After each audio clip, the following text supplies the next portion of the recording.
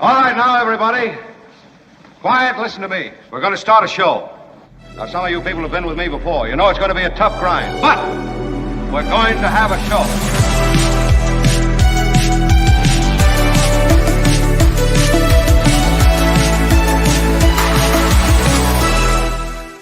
Well, imagine how delighted I am because I am greeted by recorded applause. Is there anything more? Well, thank you. Please, folks, please be seated. We have to. All right, okay, I can't do anything. I know. I'm bathed in your love, and that is a great thing. Albert, I am wondering what you have done. Have you got us on the air? Is everything cool? Albert is here. It's his last day this week, and Albert, thank you. Feel as though he's kind of packed for that Hawaiian vacation, maybe a day early. How do you feel, Kim? I say aloha, Albert.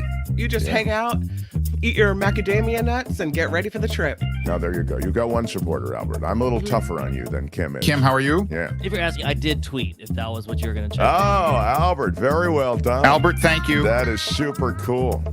Albert is our official tweeter on days that he is here, which is one of the benefits of him being here. What a show we've got for you. By the way, you can now order, and you older boys and girls who I feel, well, frankly, I'm one of you. We can now order our free at-home COVID tests through the mail. That's right. I know you want to get back to the good old days of COVID. And so there's that. The self-testing. Is there anything better than the self-test? Americans, once again, with the opportunity to get coronavirus tests by mail, everyone. And maybe this is what Donald Trump meant when he said, make America great again. He wants to get back to that world of COVID-19, where he was recommending bleach treatments and light inside the body, and he had a special task force that really did nothing, but they had generals paraded out with those medals, and he talked about the fact that the distribution of the COVID vaccine was going to be the best distribution of a COVID vaccine ever. Then, of course, his people and he turned on the vaccine, turned on all science, turned on all doctors. Now we're back to magnetic north, but now there's a question as to the real danger that COVID-19 poses.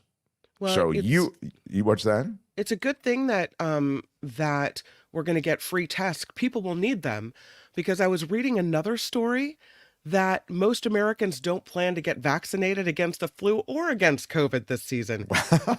Yeah. What? According to the That's not national... fake. That's real. Oh, wow. According to a survey released yesterday by the National Foundation for Infectious Disease, fewer than 2 in 5 U.S. adults, 38%, say they will definitely get the flu shot, and only 1 in 4, 26%, say they're going to get the updated COVID vaccine. So you see, having these COVID tests sitting at your house will come in handy. Yeah, well, apparently it's going to be knocking around. That by Handpicked says, got my COVID shot Tuesday. Nice. Will order my free test today. There you go.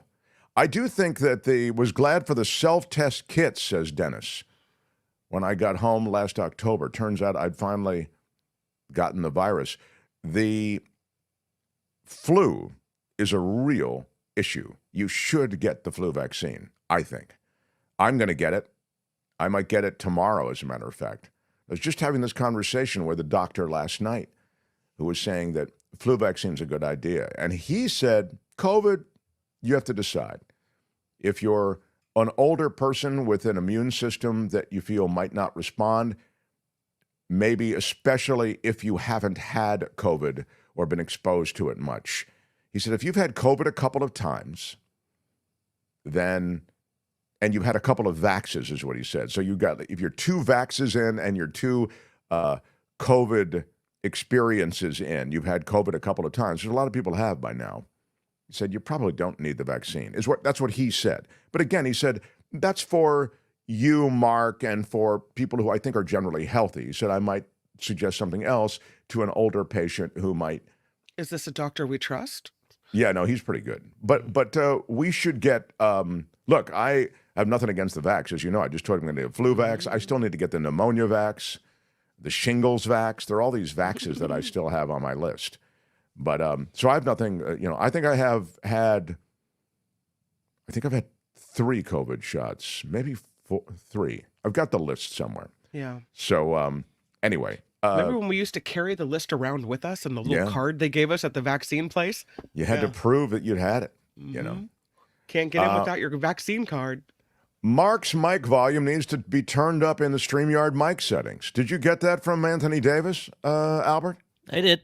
Yep. Why does Anthony Davis, the guest who's going to come on here in a moment, why does he have to tell us a certain thing that you should be watching, Albert? Why are you yelling? I don't see.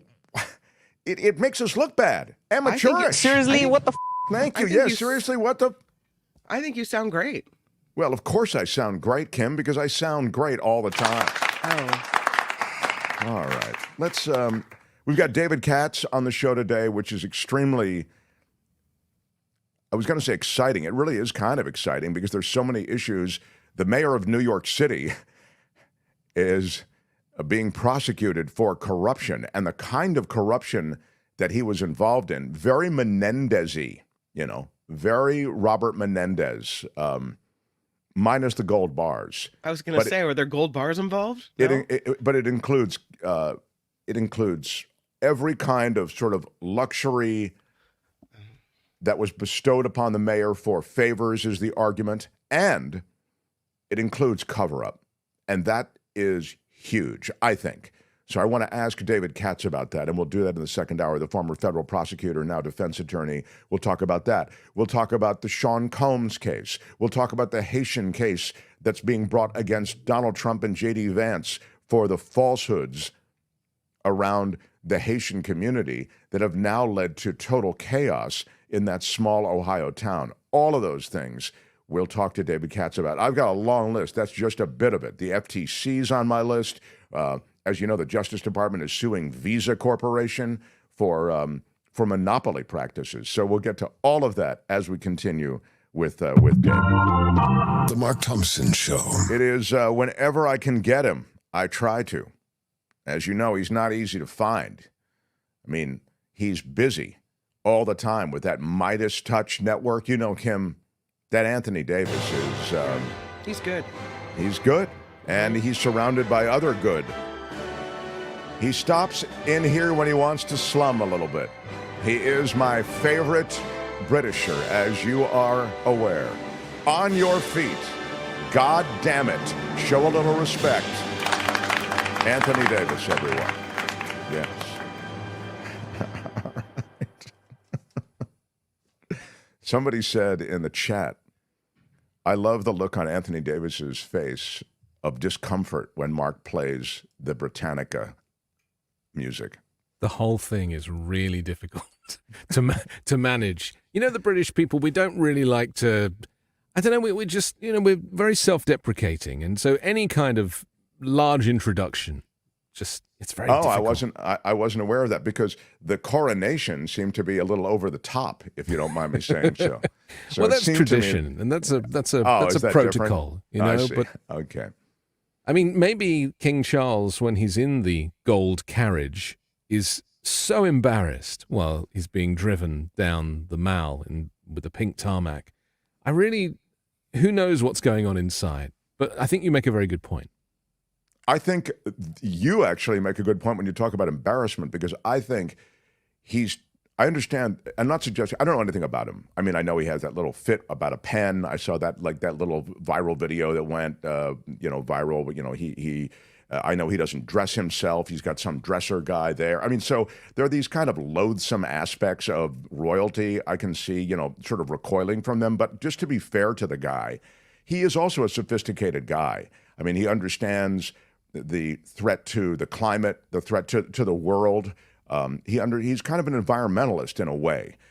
So he's used his platform for some good things. And I get it. He had an affair and all this other. I understand he's a complicated guy, but more to the point that you're making. I think inside he's going, this is just too much, the carriage and being drawn here and wearing this costume and having a crown put on my head. It's just, it feels like we're past our expiration date on this stuff. I think he's thinking that on some level. I mean, remember, it's all he's ever known, right? So he grew up in the gold carriage because his mother was the queen for so long. That's so true. I don't know necessarily, because, he lives quite frugally. Like the actual house that he lives in, it's like a little cottage, and he does the garden. I mean, it's not a little cottage. I didn't know that. Oh, yeah. He doesn't I live thought in he's at Buckingham Buckingham Palace. Palace. No. The palace is the office. That's the office. and they refer to it as the office.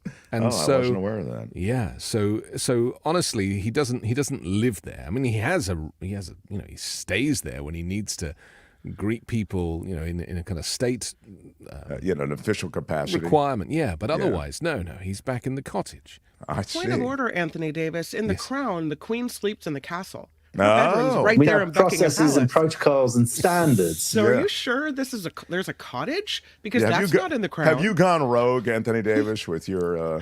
The cottage isn't in the grounds of Buckingham Palace. The cottage is in the countryside, and that's where he chooses to live.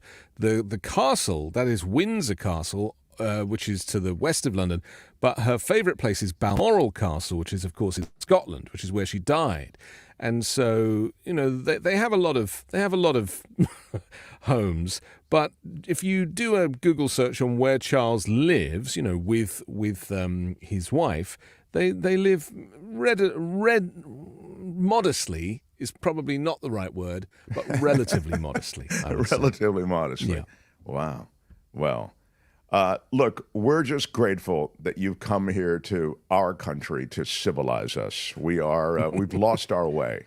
So all of you who, I used to say, I was on American Idol. I did the voiceover at the beginning That's of American right. Idol and I'm stuff. still a little starstruck from Yes, knowing thank that. you. So I used to say to Simon, No. yeah, I used to say to Simon, it's so terrific that you foreigners and immigrants have come to this country to do the job that us Americans would never do, like sitting on a judging panel and listening to people sing and then collecting $10 million a year. I mean, who would want that? Yeah. And similarly, I say to you, thank you for coming here and exploding with popularity. And you, though, are providing something anyway that I think people can derive value from. The Midas Touch Network has really taken off, Anthony Davis, hasn't it? Well, do you know what I would say to that is that all the demonization of immigrants that you hear from Donald Trump and the MAGA Republicans, as an immigrant, it's very frustrating because we come here to contribute. We come here to seek a better life. But when you really try to, because it's not easy to get into the United States, you have to go through multiple visa processes. You have to pay huge application fees. In many cases, you have to have there's lawyers' fees, immigration lawyers to kind of help you get through, navigate the system. When you finally get here, you're so thrilled, and it's no different to bringing your family across the southern border. You're so thrilled that you've finally managed to get into America, the free world, that you're not going to commit crime, bring drugs, rape and pillage. You're going to want to build a hospital if you can. That's how you feel, because you feel grateful that the country has given you this opportunity. And that's how I feel with the work that I do. 5 Minute News started as just a short daily podcast, and it has grown from there. But my intention was always to offer a service because I genuinely am grateful that the United States has opened its doors to me. Yeah, that's terrific. What a great what a great take. I mean, it is indeed the case that I can never understand. I was asking this question the other day: why, if you were in the country illegally, I know you're not, but I mean, if one of these southern border someone who has risked everything to be here and ends up in some low level, obviously, maybe it's an agrarian job, maybe it's a kitchen backroom kind of job, these things just to survive in the dark economy, if you want to think of it that way. Why would you vote? I mean, I understand why you might want to vote, but why would you show up at a polling place when you're so afraid of being thrown out of the country? And yet the allegation on the part of the GOP and Donald Trump, of course, leading this lie, is that millions come here illegally and vote illegally in American elections. There is no evidence. And I'm saying, regardless of the evidence, what would be the motivation to show up at a polling place with all of those police officers, with all of those officials? But there's no point in us even analyzing it, Mark, because it doesn't happen. This is just pure propaganda on behalf of Donald Trump to demonize immigrants in another way. And him and the Mike Johnson, Speaker of the House, they brought forward a bill to close this down when it had never been built up in the first place. So this is an example of how far they will go with propaganda, because it's illegal to vote as an immigrant if you don't have citizenship. And immigrants know that. And you're right. Why would they go to a polling place? They just wouldn't.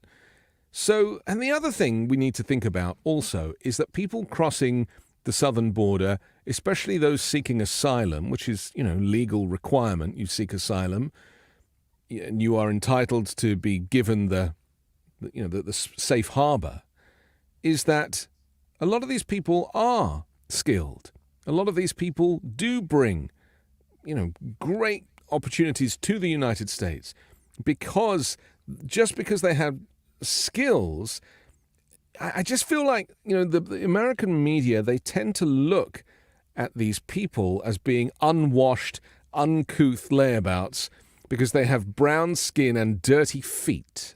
And it's like, do you really know? Like, if you were to sit these people down and actually talk to them in their own language, half of them are a lot smarter than the very Americans who are criticizing them.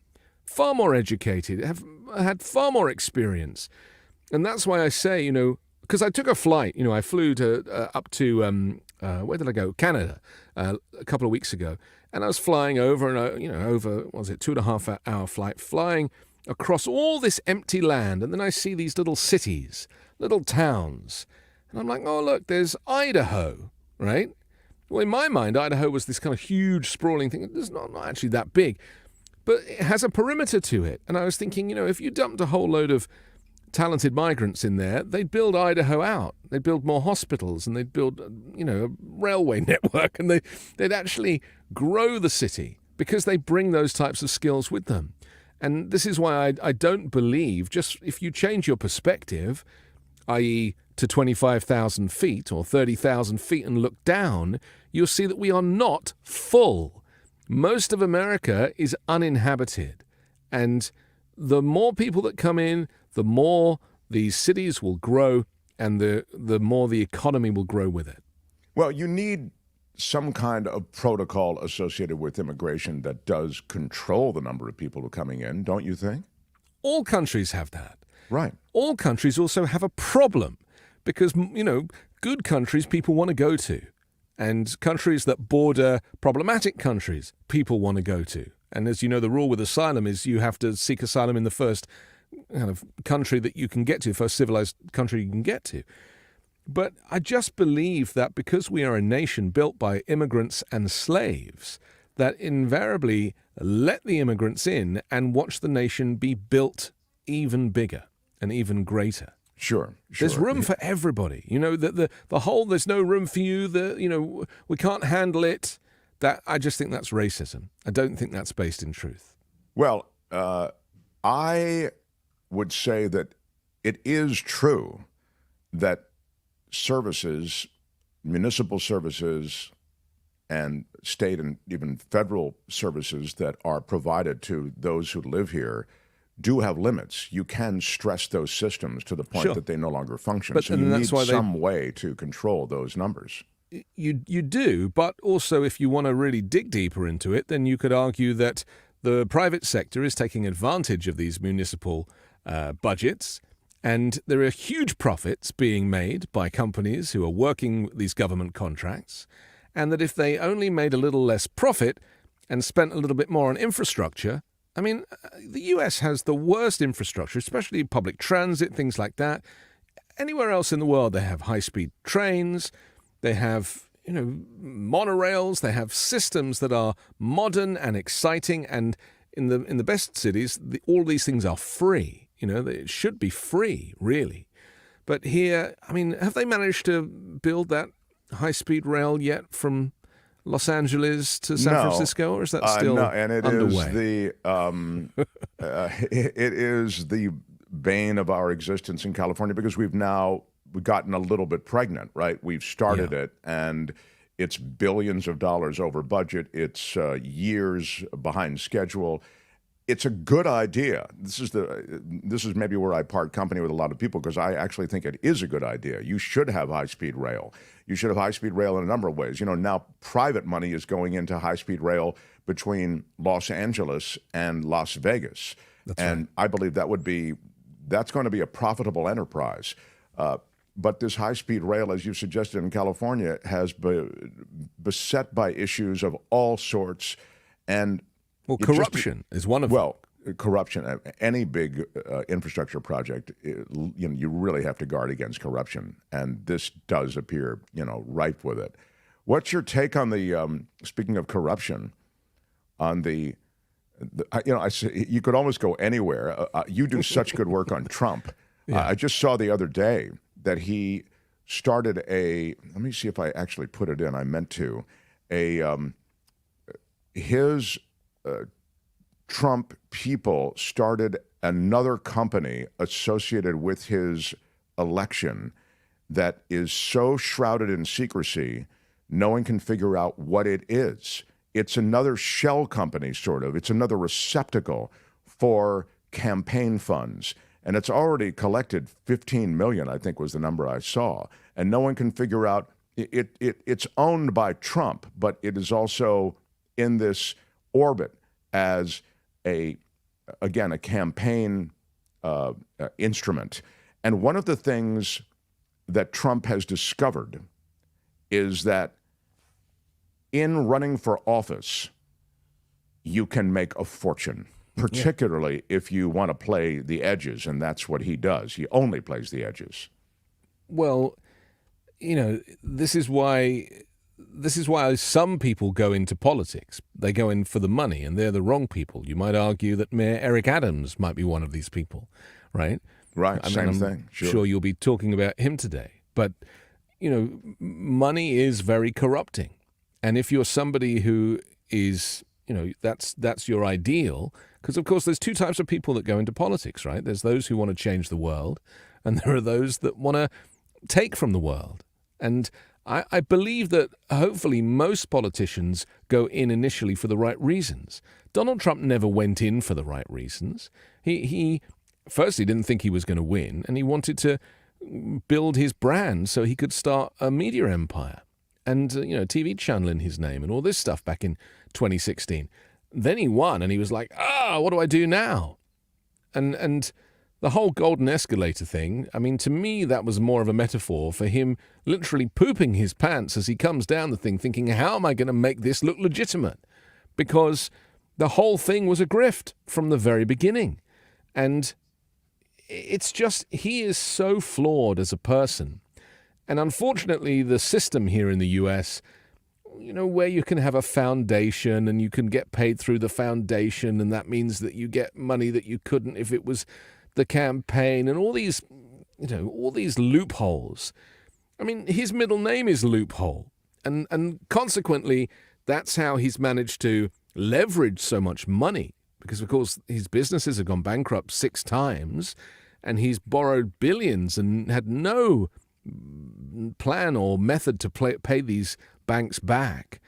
And so he is one of these people, and my father was a little bit like this. We call it in England living on the never-never, where you're not really making money. Everything is leveraged, My father has passed away, by the way, so he's not me watching this and being like, how dare you say I was always in debt? The guy was always in debt, always in debt, and it's very stressful. And I'm somebody who've, I've always thought to myself, if I can't afford it, I can't have it. Sure. Right? Well, and Trump brags about debt. I mean, and in this country, of course, actually leveraging so that you can deal with debt, and carrying debt isn't a bad thing. The businesses do it. Trump has taken it to high art. Now, Trump's thing is that he'll skate on the debt. He'll try to negotiate it down. He'll try never to really honor the debt. Right. Here it is. Campaign finance experts talk about this launch pad strategies. It was built for anonymity. It's the latest example of how the Trump campaign has used secretive businesses to obscure its spending from the public. Here it is. The quote is from a law professor at Northwestern who examined this. The Trump campaigns sort of exhibit a lot of the patterns of behavior that we've become accustomed to with Trump and his associates. There does seem to be some kind of self-dealing in a lot of what they do when it comes to their financial matters. And so Launchpad is this latest thing. And the Federal Election Commission records show that more than $876 million, that's right, $876 million moved through Trump's campaigns and pro-Trump fundraising committees over the past 9 years to 6 LLCs, including Launchpad Strategies. So, again, he can get away with this because, as you suggested, this is the way our system is set up. But somebody can become very wealthy if that's all they really want to do. And that is all he really wants to do. And it's the same with tax avoidance versus tax evasion, isn't it? It's like if you get into the tax avoidance camp, as most business people do, because they're not taxed at source, then they can get away with paying far less tax. This is the Warren Buffett rule, of course. His secretary, pays proportionately way more tax than he does as a billionaire. And it's problematic. You and I could talk about these things for hours, and in my view, all roads lead to socialism as a solution. Genuinely. I talked about having free public transit. That is it's a socialist ideal that should absolutely be the case. How do you get people out their cars? I just made a piece on climate change yesterday because Joe Biden made this speech. And I genuinely believe that because Americans culturally will not be told how to live their lives, there is no chance of dealing with the United States' carbon emissions as the second biggest polluter on the planet. It's cultural as well. So, as an immigrant coming here, yes, you can do very well in America, but you really do have to buy into this kind of American capitalist system.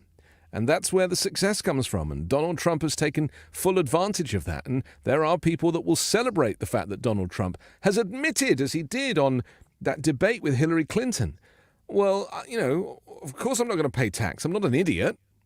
Right. That was such an interesting choice he made on that response. I want to go back to the socialism thing because, of course, everybody reacts in a and that whips a lot of heads around. I'll just say that. Yeah. Let me understand what you're saying. You're saying, first of all, we already have aspects of socialism here. So all of you in the chat who are going nuts, I mean, there are aspects of socialism associated with American society already. Social Security. Sure, and Social Security, any number of ways in which the government is supporting or enabling aspects of American life. The idea that you said all roads lead to socialism, do you mean that from the standpoint of socialist, again, more instruments that might be called socialist or even socialist because the government is providing things for free? Or are you saying capitalism needs to be or can't survive, and as a result, socialism is the only viable way to continue with American society? That's a radical notion. Yeah, it's not either or. You see, capitalism, I'm a capitalist. I exist in a capitalist system, but I'm also grew up in a social democracy. And so understanding the difference between a social democracy and a socialist country, very different things. A social democracy provides a social safety net. So you'll get, if you can't work, that's not your fault. So you get supported. And indefinitely, there's no limit. Okay, your unemployment stops here. No, if you can't work legitimately, the system should keep paying you, and that's what we have in the UK. The healthcare is free. It's not great, but it's good enough, and it's paid for through taxation. So, these things are designed to support the people that can't make $1 billion. Sure. And the attitude about a socialist system or a social democracy in the US is so misunderstood because the word socialism has been weaponized. Right. But, let's be clear, the military, we spend a huge amount of the national budget on the military. The military is a socialist concept, isn't it? You give people a job, you feed them, you clothe them, you give them somewhere to live. You allow their families to be part of that too. I mean, that's really a socialist system. Medicare, Medicaid, this is all socialism. And yet people don't want any of those things taken away. Well, even within municipalities, fire departments, police forces, these are things you can... But I would expand it. So I believe in universal basic income. I believe that people should be paid if they are not skilled, for example. And we don't seem to have in American political discourse enough depth to our analysis to talk about what's really going on in the world. Automation, for example, the climate crisis and migrant migration, the climate migration, which is going to affect people's jobs, biodiversity, the loss of which is massive for the United States. These things people are not really talking about in our kind of political discourse here. Imagine saying to Donald Trump in an interview, so what's your feeling on the loss of the US biodiversity? Can you imagine how he would wriggle out of that one? So my point is that you have to start talking about things like UBI if you are going to be serious about the direction that we're going in. Well, the pilot programs with automation. UBI have been fairly successful. We had one of them, I think, in Sacramento. Isn't that right, Ken? That's right, Albert? yeah. I think that's right. Isn't that, Anthony, you know that, right? Yeah, sure. These pilot programs, beta testing UBI, actually has been rather successful.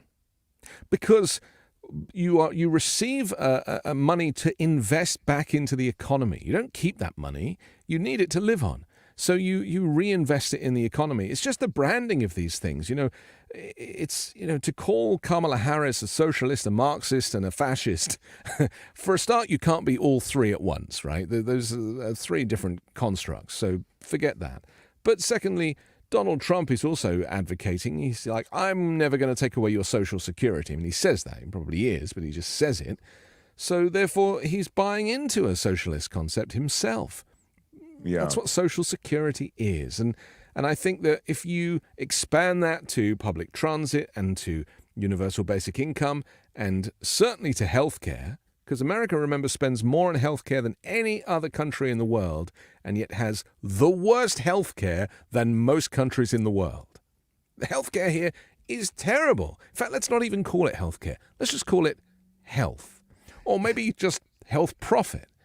It's nuts here. It's so bad. You think it's good because you've been told it's good. What I've seen is, and I see it in the chat, is, well, you can have a healthcare system that's socialist, underpinned by socialism, like the British system, but the quality of healthcare, the access to healthcare, when you can get an appointment, when you can get in, this sort of thing, is just not the way it is in the U.S. I disagree with that. I really do, because I was trying to see a specialist recently using private healthcare, which of course I have to pay for here, and I can't get an appointment for 6 weeks to see a specialist, right? It's no different under the private system. You get lucky sometimes, other times you might be unlucky. And let's remember something about, because people get confused with what Bernie Sanders says about, universal healthcare, healthcare for all. It doesn't mean that you don't continue to have private healthcare. It means you have a public healthcare system that runs alongside private healthcare. So if you are happy to pay for your private healthcare or your employer pays for it, that will continue, right? That will continue.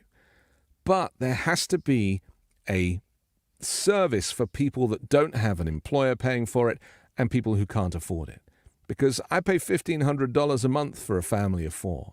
And that's a lot of money to not use it. We're fit and healthy. Right. We don't use it.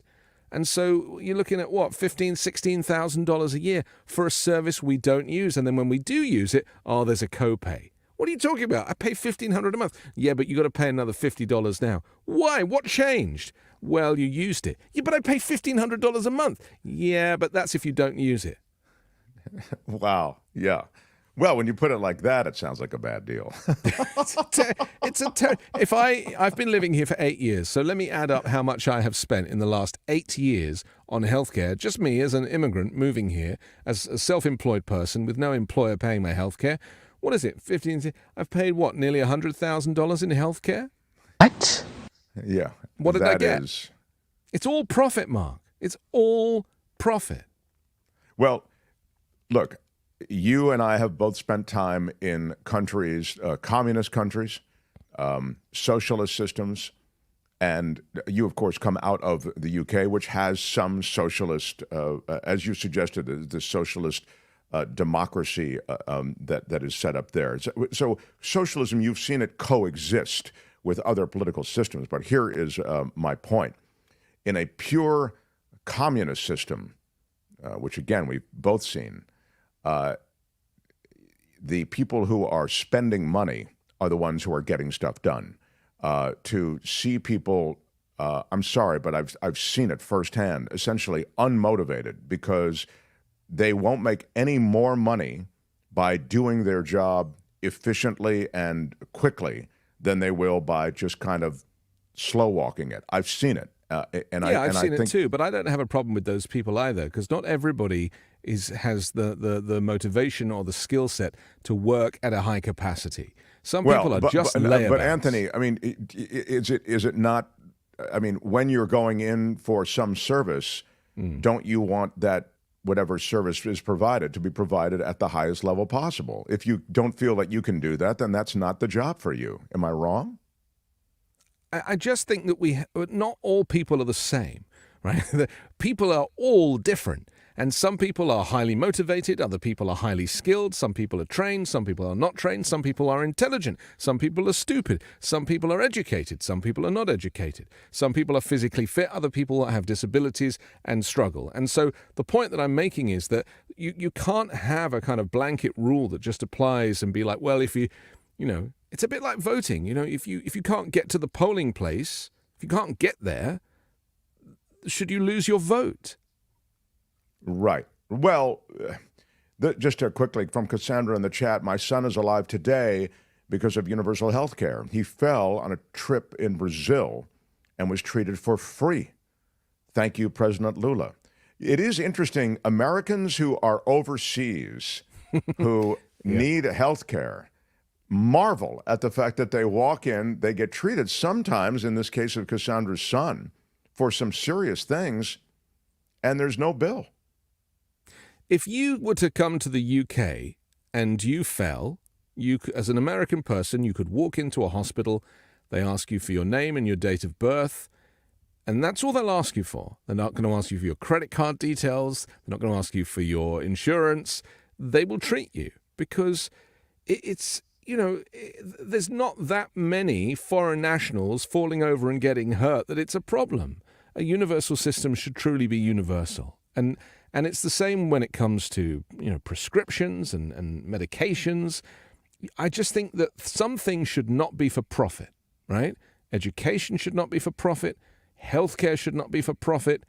And in certain parts of the world, you know, transportation should not be for profit. Well, the for-profit aspect of American life has definitely destroyed, for many people, many things. There's no. Here's. I'm just looking at the chat while I'm talking. Edward Lee says, "I have a feeling Mark expects a 5-star experience at a 2-star restaurant." Yeah. Actually, I was thinking when I was talking to you about somebody who's not so good at what they do, I was thinking about a doctor's office. Yeah. And I've seen a lot of the paperwork associated with patients' files and with bringing you in administratively to a doctor's office and a healthcare provider. I've seen that done well by people in the front office staff, and I've seen it done poorly. I mean, to the point that there are real confusions about facts and what procedures have been done and what this patient is here for. And that's dangerous.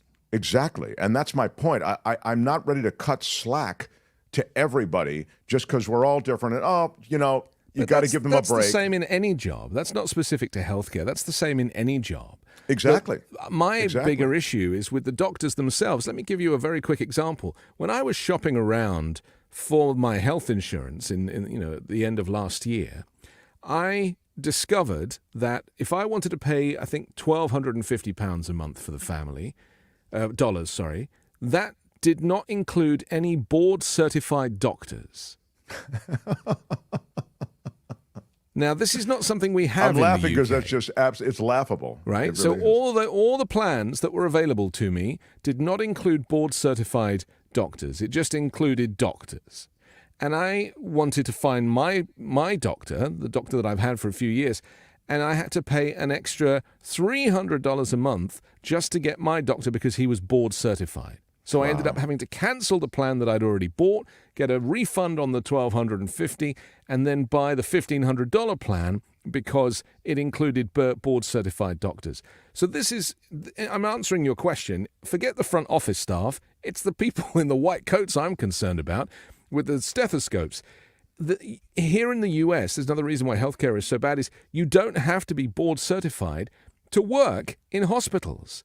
Whereas in the UK and under the National Health Service, you do. And so the standard of healthcare I have had from doctors, and I've seen a whole bunch, varies hugely, but it is far more consistent in the UK under a system that is free. The lady Beatrice asks, Anthony, out of curiosity, what's government financial aid for college like in the UK? Well, college was free up until I think they changed it in around like the late 90s, maybe. Suddenly you had to start paying for college. But you can get bursaries, and there are schemes that you can apply for to get grants and that kind of thing. And then obviously university, which is what we call the higher education, you have to pay for that. But the price is nothing like it is here. I mean, there are people in the US in their 40s and 50s who haven't yet paid off their student loans. And debt collection companies are calling them all the time. I have friends, they won't answer the phone because they're worried they haven't been in school for 25 years and they're still getting called about it. And yet, and maybe you can answer this, when Joe Biden's administration wants to cancel student debt for large swathes of people, or swaths as you say in America, why is it that people are like, no, that's not fair? Like, it doesn't make any sense to me. Oh, well, some people have paid, and then what? Other people are going to get it free? That's not fair. Well, you've got to draw a line at some point, haven't you? And say we're trying to do some good. We've had this discussion. There used to be a producer on the show when we were on KGO Radio in San Francisco, who was very angry about the fact that student debt relief was coming because he had paid off these student loans. And I can understand. I mean, he had to make a lot of sacrifices. He couldn't go to the school he wanted to go to because it was too expensive. So he went to a lesser school and took a loan, and then he paid that loan off. And now here these people are coming in and they just skate. The same argument, sadly, could be made about Social Security. Like, years ago, you could say, wait a minute, what Social Security? I didn't have Social Security. I had to put money away for my retirement. Now you're telling me these people are just going to get Social Security? Just why? Because you can have, as you say, you have to draw the line somewhere. At some point, some new policy is going to start that you would have benefited from. And that's a tough pill to swallow for a lot of people. So, you've got to start voting Democrats in every time, because otherwise all Republicans vote against these types of policies. Not a single Republican votes for erasing student debt. They don't. And well, they vote for money. The basic object of the game for the GOP is to privatize everything. They'd like to privatize the Postal Service. They'd like to privatize the military. Eric Prince and his crew, they work as a mercenary army, but they want to turn all of our army, or big chunks of it, into what is essentially a private army. Because it's highly profitable. It's highly profitable, and there's a myth that you get better quality when it's privatized. That is a myth. I mean, just look at your cable company, look at, whatever is vexing you in terms of a service that you're getting. Look at it. That's a private company that's effing it up. So I just don't buy that. Oh, if the government screws up everything, a private industry is what you want. Not always, The thing about the government is they're oftentimes responsible. I mean, private industry, those look at that mercenary army. They go in there, Blackwater, and they start shooting indiscriminately into a crowd, and nothing can be done. There's no recourse. I'm traveling to Europe next month, says Franco. I got medical insurance. Did I waste my money? I have insurance and Medicare. Well, it depends which country in Europe you're going to, because, of course, the European Union isn't all countries in Europe. but you have to look specifically at, which country and do some research and be like, if you're traveling to France, you don't need to get health care. You don't need to get insurance for the health. I think you should get insurance if you lose your bags and stuff like that. But what I do and what people should do is, if your credit card has got built-in travel insurance, then I find that often that's the best thing to use. You don't have to pay extra for it. I think I have a thing called MasterCard World Elite. It's a tiny logo on the back of the credit card. Yeah. And it's a free credit card. It's nothing fancy. But that if it says World Elite, then that gives you worldwide travel insurance.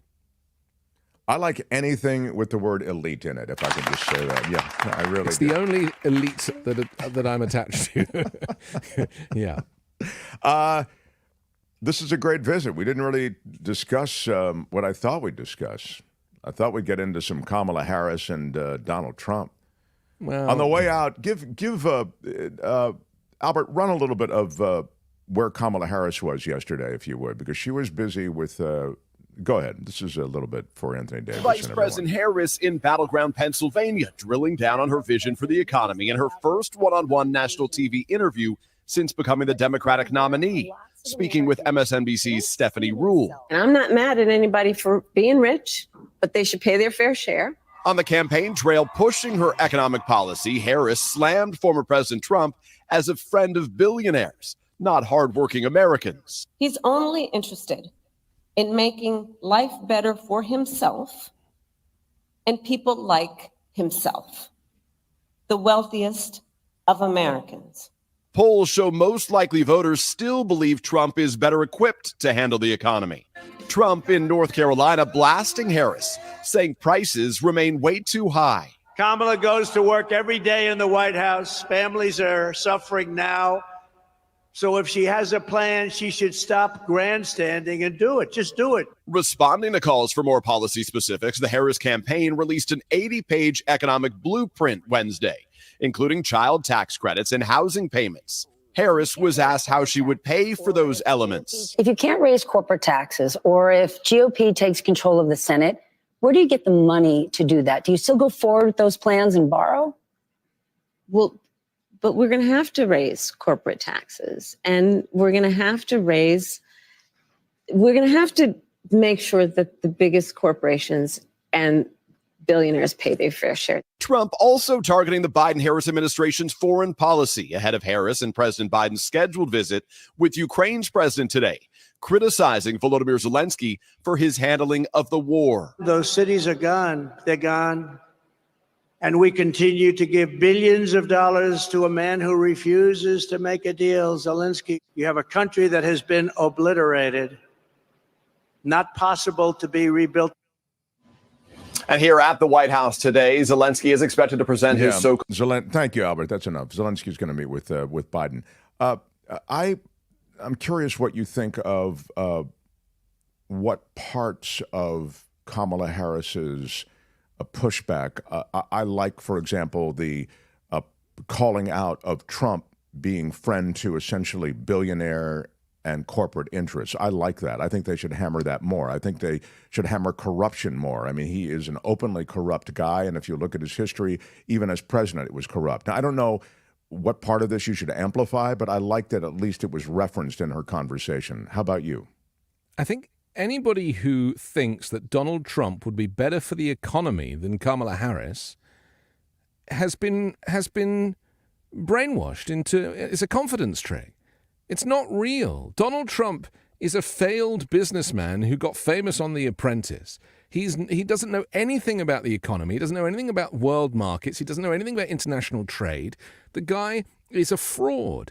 And if you can't tell that from the way he speaks, saying that he's going to put a 20% tariff on all exports from other countries, like he doesn't understand how it works. And he did this previously in his administration, and it raised the national debt. It did nothing for the economy. He is economically and morally bankrupt. And it's not about, is Kamala Harris going to be better on the economy?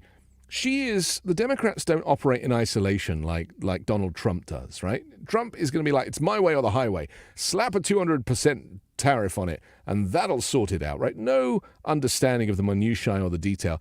Kamala Harris will be surrounded by the best people she can find. So you're not voting for Kamala Harris, you're voting for a mindset. You're voting for delegation. You're voting for a movement in Kamala Harris.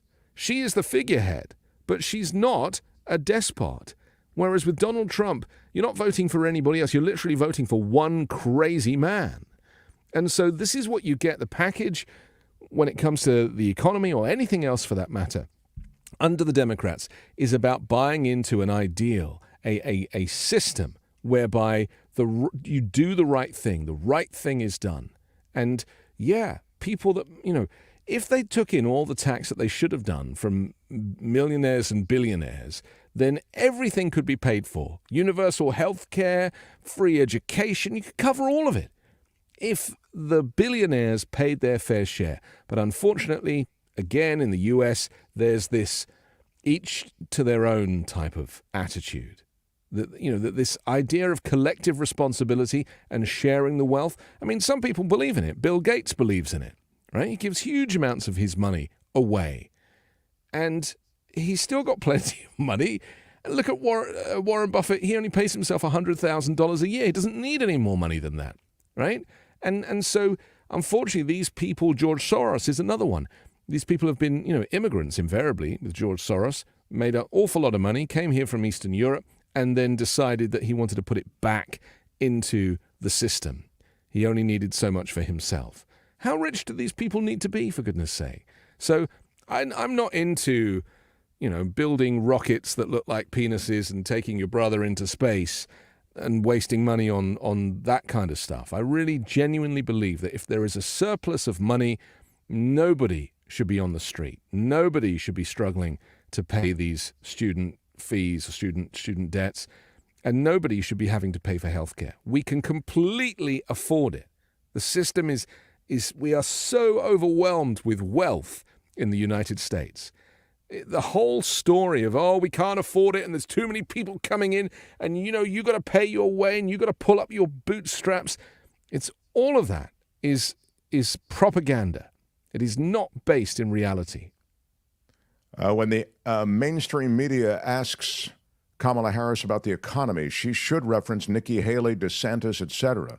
Play the GOP tearing to shreds on economic, healthcare, etc., says No Contendo. Yeah, it is true, and that's kind of what you've just said. You've said, if you compare and contrast in any kind of reasonable way. Somebody else had mentioned, I think it was up there on the screen for a moment, the fact that Vicky in Tiburon says, I don't understand why Harris doesn't emphasize, quote, how can you trust Trump with the economy if he doesn't even understand how the tariffs he's proposing will hurt the economy? Yeah. It's a brilliant point. He can't answer any question on his own policies because he doesn't have any. It's a bit like his healthcare plan that was, yes, we're working on it, it's coming in 2 weeks. It never showed up because there isn't one. It's a confidence trick. The whole thing with him is about him trying to stay out of prison.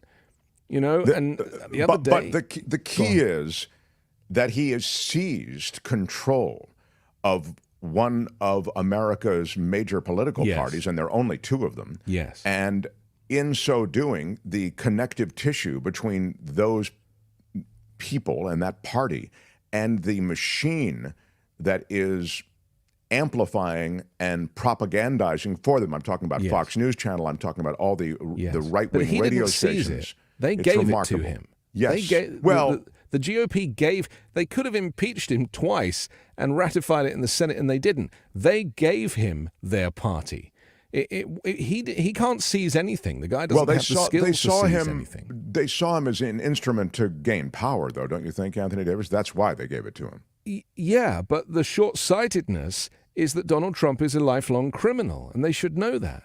So what they're doing is they're endorsing criminality. They're now endorsing a convicted felon. They're now endorsing an adjudicated rapist. They're now endorsing somebody who took away a woman's right to choose. They have put their eggs into the Donald Trump basket. Sure. And this, my good friend, is why he is going to lose in November by quite a large margin. And it's going to come as a surprise to a lot of people because the polling says 50-50. But there's so much influence now. Foreign meddling, Russia is full steam ahead, Elon Musk full steam ahead. They make you think that the race is neck and neck. And I am putting my cards on the table and saying that he is going to lose by quite a significant margin. And then he will contest it. And then there will be a whole other, January 6th, another version of that. I'm not sure what it's going to look like, but it's going to be very messy in the next 40-odd days. Well, on your way out, and it's an interesting notion that we have about the Electoral College. There was a major story that we featured actually in our thumbnail today, which is that despite the notion and the accepted wisdom that the Republicans have an Electoral College edge just going in other words, the Democrats, in a sense, have to overperform because of the Electoral College edge that was ironclad for so long, that might be fading, according to a new breakdown that I was reading about in the New York Times. I mean, it's quite extraordinary that there's really a shrinking advantage that the GOP has. So, to your point, there might be some surprises because, A, as you said, the propaganda machine is telling you one thing about how close it is. Now, I still think it feels as though it is still very close, but more to the point, the tipping point that you'll need in key states is far more reachable for the Democrats than it is for the Republicans, is the point of this piece. And also, 51 or 52% of the electorate are women, and this is really a woman's first chance to really tell the establishment what they think about the reversal of Roe versus Wade, which is going to be, forget all this stuff about, states, it's gone back to the states where it should always have been. That is going to be, if he gets in, that is going to be, enshrined into federal law. And so, people know that this stuff is coming. I don't think the American people are as stupid as Donald Trump thinks they are. Right. Well, they were stupid enough once in 2016. I will say that the women came out in large numbers and in the midterms really did make their voices heard. So, but you're right. For top of ticket, this is the first time for them to slap back. Hey, Albert, before I say goodbye to my boyfriend, Anthony Davis, can you throw up Mark Cuban? Give me the Mark Cuban cut, which I really think was just great. And as long as we're on Trump, I'd love to just share it with Anthony Davis and with everybody. Can you, Mark Cuban, he's very, I like his style in the way he talks about things, but I also like the fact that he is a billionaire. He's a real billionaire, self-made billionaire. And so he kind of sees Donald's grift, as you've said. He sees the con. Albert, did Albert leave? Jeez, man, seriously? Ugh. Albert had to go somewhere for a... Albert, are you back? No, you're not. But we need to hear from more people like Mark Cuban, and there are plenty of them, to really make the point that the whole concept of trickle-down economics is a fake notion created by conservatives and business people to make you think that if you give tax breaks to the rich, to the employers, it'll trickle down to the workers, and there is no evidence to support that. And Mark Cuban's done it with this pharmacy that he's created, right? He's kind of decided to take all of the profit out of drugs, and he said we're only going to make $5 on each transaction. So he basically is being completely transparent. He says we need $5 to run this business. That's all the profit that we need. Well, I just think people need to recognize that it is corrupt to make as much money as these businesses do when everybody else is struggling. And so it's time to start calling it out, and Kamala Harris is doing that. And I do think that there should be rules on how much profit you can make. I believe in a free market economy, but not to the extent that you can make billions and billions and billions of dollars and not pay an equivalent share. Well, that's the point. I don't mind. I don't think there should be a cap, but I think that it should be taxable. I mean, the system has enabled your wealth. Yes. Look at it that way and feel better about writing that check. Do you know much absolutely, Do you know much about universal taxation as a concept? It's a bit like universal basic income, where all taxes 10%. Do you know, you've read any studies well, on Milton this? Friedman made it famous with the 15% across the board Right. tax. It's kind of it's interesting. Yeah, but it actually simplifies the code. It does, but it's very tough on the lower income part of the spectrum. But so they would be given rebates. Apparently, that's also built into the system. Right. So actually, and also, here's the other caveat to this flat rate: 10%, 15%, is that if you earn under a certain amount, and I think the figure was around 30 or 40 or 50,000, you don't pay any tax at all. Right. So if you earn under, let's say it's 50 grand. If you earn less than 50 grand, you pay no tax. Above 50 grand, you'll pay 10% or 15% on everything above 50 grand, but that first 50,000 is yours. It's interesting. I know that it is interesting and provocative. I mean, the Milton Friedman thing is my only real experience with it, but I would say one of the problems, well, I'll just say this. If you make more, you should pay more in the way of taxes. I have no issue with that. The problem is that the tax code is built that if you make more, you have lawyers that can figure out ways to avoid paying more. Albert, play the Mark Cuban thing, if you would, please. Donald Trump wants to threaten companies. We saw him threaten John Deere with a 200% tariff. That doesn't do anything to make John Deere's business better. In fact, it makes it easier for Chinese companies to compete with John Deere even after a 10 or 20% tariff. What did Kamala Harris say? She says she's going to incent companies to grow and build. She's going to offer tax incentives. She's going to make it easier to borrow money, the things that companies need to grow. So one is a hammer and the other is a carrot, right? How do we help businesses grow? That's such a stark difference. The other huge difference between the two, Donald is just so impetuous. He's so impulsive in everything he says about policy. You can tell that the Kamala Harris team has vetted every single thing she said. Not just does it sound good, does it poll good, but really, is it good, strong policy? When I talked to her, the key message she gave to me was, these are policies that we've really thought hard about, that are important to me. We want to make them work. She's not just a sales rep just saying what she thinks the customer might want to hear. She's a good CEO who says, we need to do this right because I'm responsible to my stakeholders and we need to make sure we do it the right way. You could not have a greater difference between two candidates. That's true. So that's Cuban, and I thought that was really good. That was the first part. Play me the second part now, Albert, which I also want to just share quickly with Anthony and everybody here. Go ahead. The Harris campaign as a company, and Kamala is the CEO. Right? He looks at her that way. 45 days, 60 days to build an entire organization.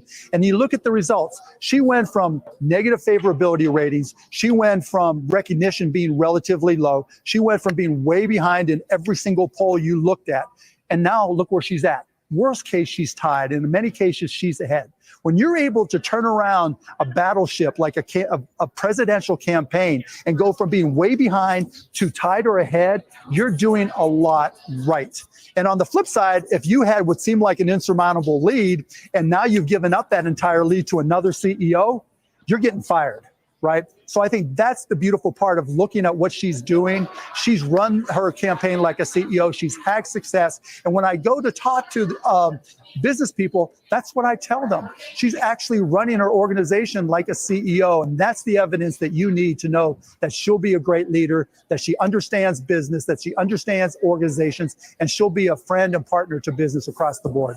So there you go. I just thought that was very well put, and it summarizes essentially a lot of what we talk about, which is one guy's about the grift and about BS and about sales, and somebody else is actually trying to cobble together policy and staff and at the same time put together a campaign that has its act together. And Harris's campaign, you can say what you want about Harris. Maybe she doesn't float everybody's boat, but wow, she has really done an awful lot in an extremely short time. I don't think any business person who understands the world economy is going to vote for Donald Trump. They're just not, Republican or Democrat. Who really understands how they're going to benefit going forward. They know that Donald Trump is going to crash the U.S. and the world economy with his plans. So they're just not going to vote for him. So that lot are out. But traditionally you think, oh, well, of course, business people are going to vote conservative. Those days are over. Stuff like that can't happen in a post-Trump world. It's not possible. Donald Trump has hijacked the GOP. All that stuff about them being fiscally responsible has gone out of the window. Kamala Harris is a much better bet. It's frustrating for me to see someone talk about America as a business and about, I suppose he was talking more about the Kamala Harris campaign and her being a CEO. I understand the comparison. You cannot run a country like a business. And this is really the biggest kind of misnomer, isn't it? And I'm sure you've pointed it out to people before. It's like a country with people in it who don't work for the country. It's not a business. It shouldn't make a profit. That's the not how point. you When run a I used to hear Trump say, "Well, we're losing so much money on." Hey, dude, it's not about making money on everything. You may lose money on a lot of things. Yeah. You're, as you say, you're providing for people who live here. It's a very different way of thinking, and this is why my late father used to say this, I vote conservative because, I want people who understand business running the country. And I used to say to him, that is the most dumbest argument I have ever heard, right? We didn't get on that well, you can probably understand now. But, it makes no sense to me because this country or that country or any country is not a business. And the countries that are doing the best, the countries that have the best systems, the systems of social safety nets and healthcare where everybody's doing well, have high taxation for the rich and universal everything for everybody else. And look at them. Look at Sweden. Look at Norway. Look at these countries that have really thought about it, and then look at the quality of life index and see that those countries are also in the top 10. And the US is down the bottom. It really is for all of these things, for healthcare, for quality of life, but also for education as well. If you looked at your country as a family, which I think is not an unreasonable way to look at it, yeah, you wouldn't say, well, look, I want to send the kids to school, but I don't make any money on that. I mean, that's a total loser. In private school, I'm losing just way too much money on that. I want to get the kids health care, but they'll probably recover on their own. And I just, it's just too, it's absurd. You need to take care of your family, and then your family will live happy and healthfully, and as you suggest, will feed back into your household. And that's what happens in a robust economy. But they are still capitalist countries.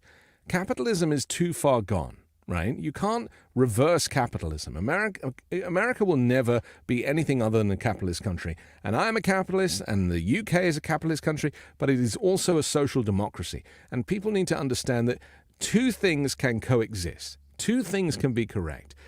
It's not binary. It's not, we're gonna end up living in, kind of Hugo Chavez's America. It's not. It doesn't work like that.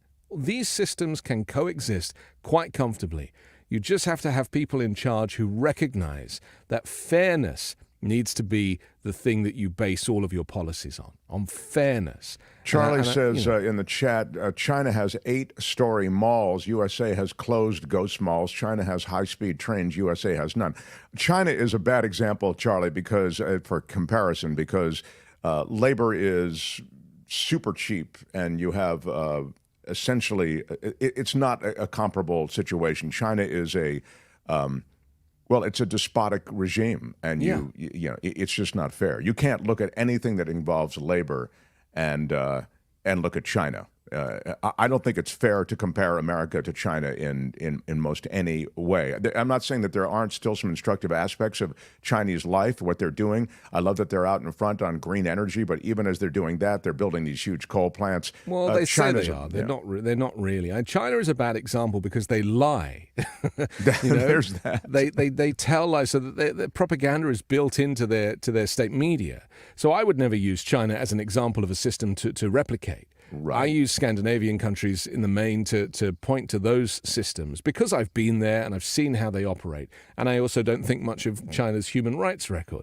But at the same time, we still need to change our mindset to thinking that it is not possible for people to still get rich, still have great lives, but also offer universal healthcare and universal education and have a social safety net and where everybody can benefit. The only thing you need to do is reduce some of the profit on the wealthiest organizations that have, shareholders is the problem, isn't it? Those dividends and and that's the problem with We've got to wrap up, but the capitalist model needs to show you increasing bottom line every quarter, and that is not possible in a lot of instances, unless you end up with a situation of the sort that we have, where you have stock buybacks and essentially a system that's eating itself. Capitalism and corporate entities that are begin to eat themselves. They shed themselves of all kinds of investment, of employees, of infrastructure, and that's how they show a greater bottom line. Love talking to you, and I love this. Yeah, there it is, 100, Anthony, right on. Cassandra, and this from Mike and Willow Glen. Anthony Davis always gives an interesting point of view. Great guest. We love having you here, and we look forward to the next visit. We've been posting a 5-Minute News as the place to find you in the Midas Touch Network as well. And you're my boyfriend, and I will look forward to our next date. I cherish the relationship. I really do. I feel like I'm cheating on my wife, but, that's fine. Anthony, thank you. Farewell, sir. Thank you so much. Our favorite Britisher goes off into the sunset. Very, very well done. He always brings an interesting perspective. I don't know that we agree on everything, but I think we agree on most things. You've really riled up the chat with the whole socialism conversation. Yeah, well, you mentioned socialism. People are on you like... freaking out. Yeah, it's true. Glad we got. Oh, David Katz is here. Okay, yeah. I'm sorry, David, okay. to make you wait. Smash the like button like a boss, if you would. I mean, smash it. Smash it with your iron rod. We appreciate. We are a live show. We come to you every day from 2 to 4 p.m. Eastern Time, and on the West Coast, it's 11 to 1. And we love our California home. We know. We got a little California crazy in us. We have a little California dream in us. Dream of the future. So, everyone, thank you for finding us along the way here. All right, without any further delay, let me get to... The Mark Thompson Show. I mean, I've got a long list to ask this guy about. On Thursday, the former federal prosecutor, now he works the defense side of the table, stops through. He is the great David Katz, everyone. Great hey, to Albert, be with did you you. get the thing that I sent you with David Katz on? He was on. What were you on? News Nation or something? News Nation. Yeah, News Nation. Did you nationwide get on the weekend, Saturday or Sunday, usually around 4:00 Pacific time. Did you get it, Albert, or not? I didn't. I could do some digging real quick. Oh no! I had Kim. I must have sent it to you because actually David asked me to send it on to you, and I did. Can you send it to Albert, and then maybe Albert can run it at the end? Okay. That's going to happen. All right. So now, former federal prosecutor, now working the defense side of the table, David Katz. So much to ask you about, and I am going to start in New York City because this is a big story. You've got the mayor of America's biggest city now being indicted on corruption charges. Tell us what's going on. Well, it's the first time that a New York City mayor has ever been indicted in, a couple of 100 years. And all the colorful mayors of New York, let's put it that way, over the years. He's saying that it's political. Mayor Adams's defense is that he stood up for New Yorkers. He stood up to his own party, the Democrats, when they were allowing, he says, this deluge of migrants to come into the country. Unchecked, unvetted. So many went to New York City. The federal government didn't make financial provision for them. They became a huge burden on the people of New York. He was kind of the skunk at the picnic, being a Democrat himself. Now, of course, the Democrats have taken that issue much more seriously. Kamala Harris has kind of gotten out front on it, saying that she'll hire more Border Patrol agents, that she very much endorses the bipartisan bill that Trump ended up killing at the end. But he was really the sort of the lone Democrat, the top official who really stood up and said, this has to stop. You're deluging New York City with these people. They're overcrowding our shelters. They're overtaxing our financial resources. Do something about it. It turns out the day that he was in New York in Washington, D.C. to do something about it, that very day, about a year ago, one of his top aides had her house raided by the FBI. He rushed right back from Washington, D.C., missed those meetings about the migrant crisis, and went back to New York. That got a lot of coverage. And then part of what he says, that he's being singled out, that he's being treated unfairly, that this is political retribution against the Democrat by his own Democrats, because he emphasizes the fact that the Department of Justice, no matter what you say, is part of the administration. It's part of the Biden administration. His story is that he stood up to them.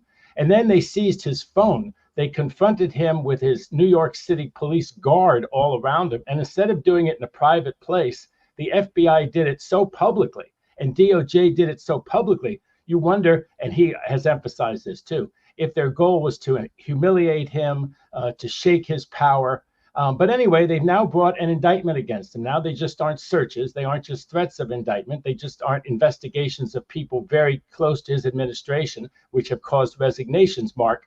But he himself has been indicted in a 50-some page indictment that basically says that he was doing a lot of favors for the government of Turkey, and that Turkey gave him a quid pro quo. They gave him fancy hotel rooms at huge discounts.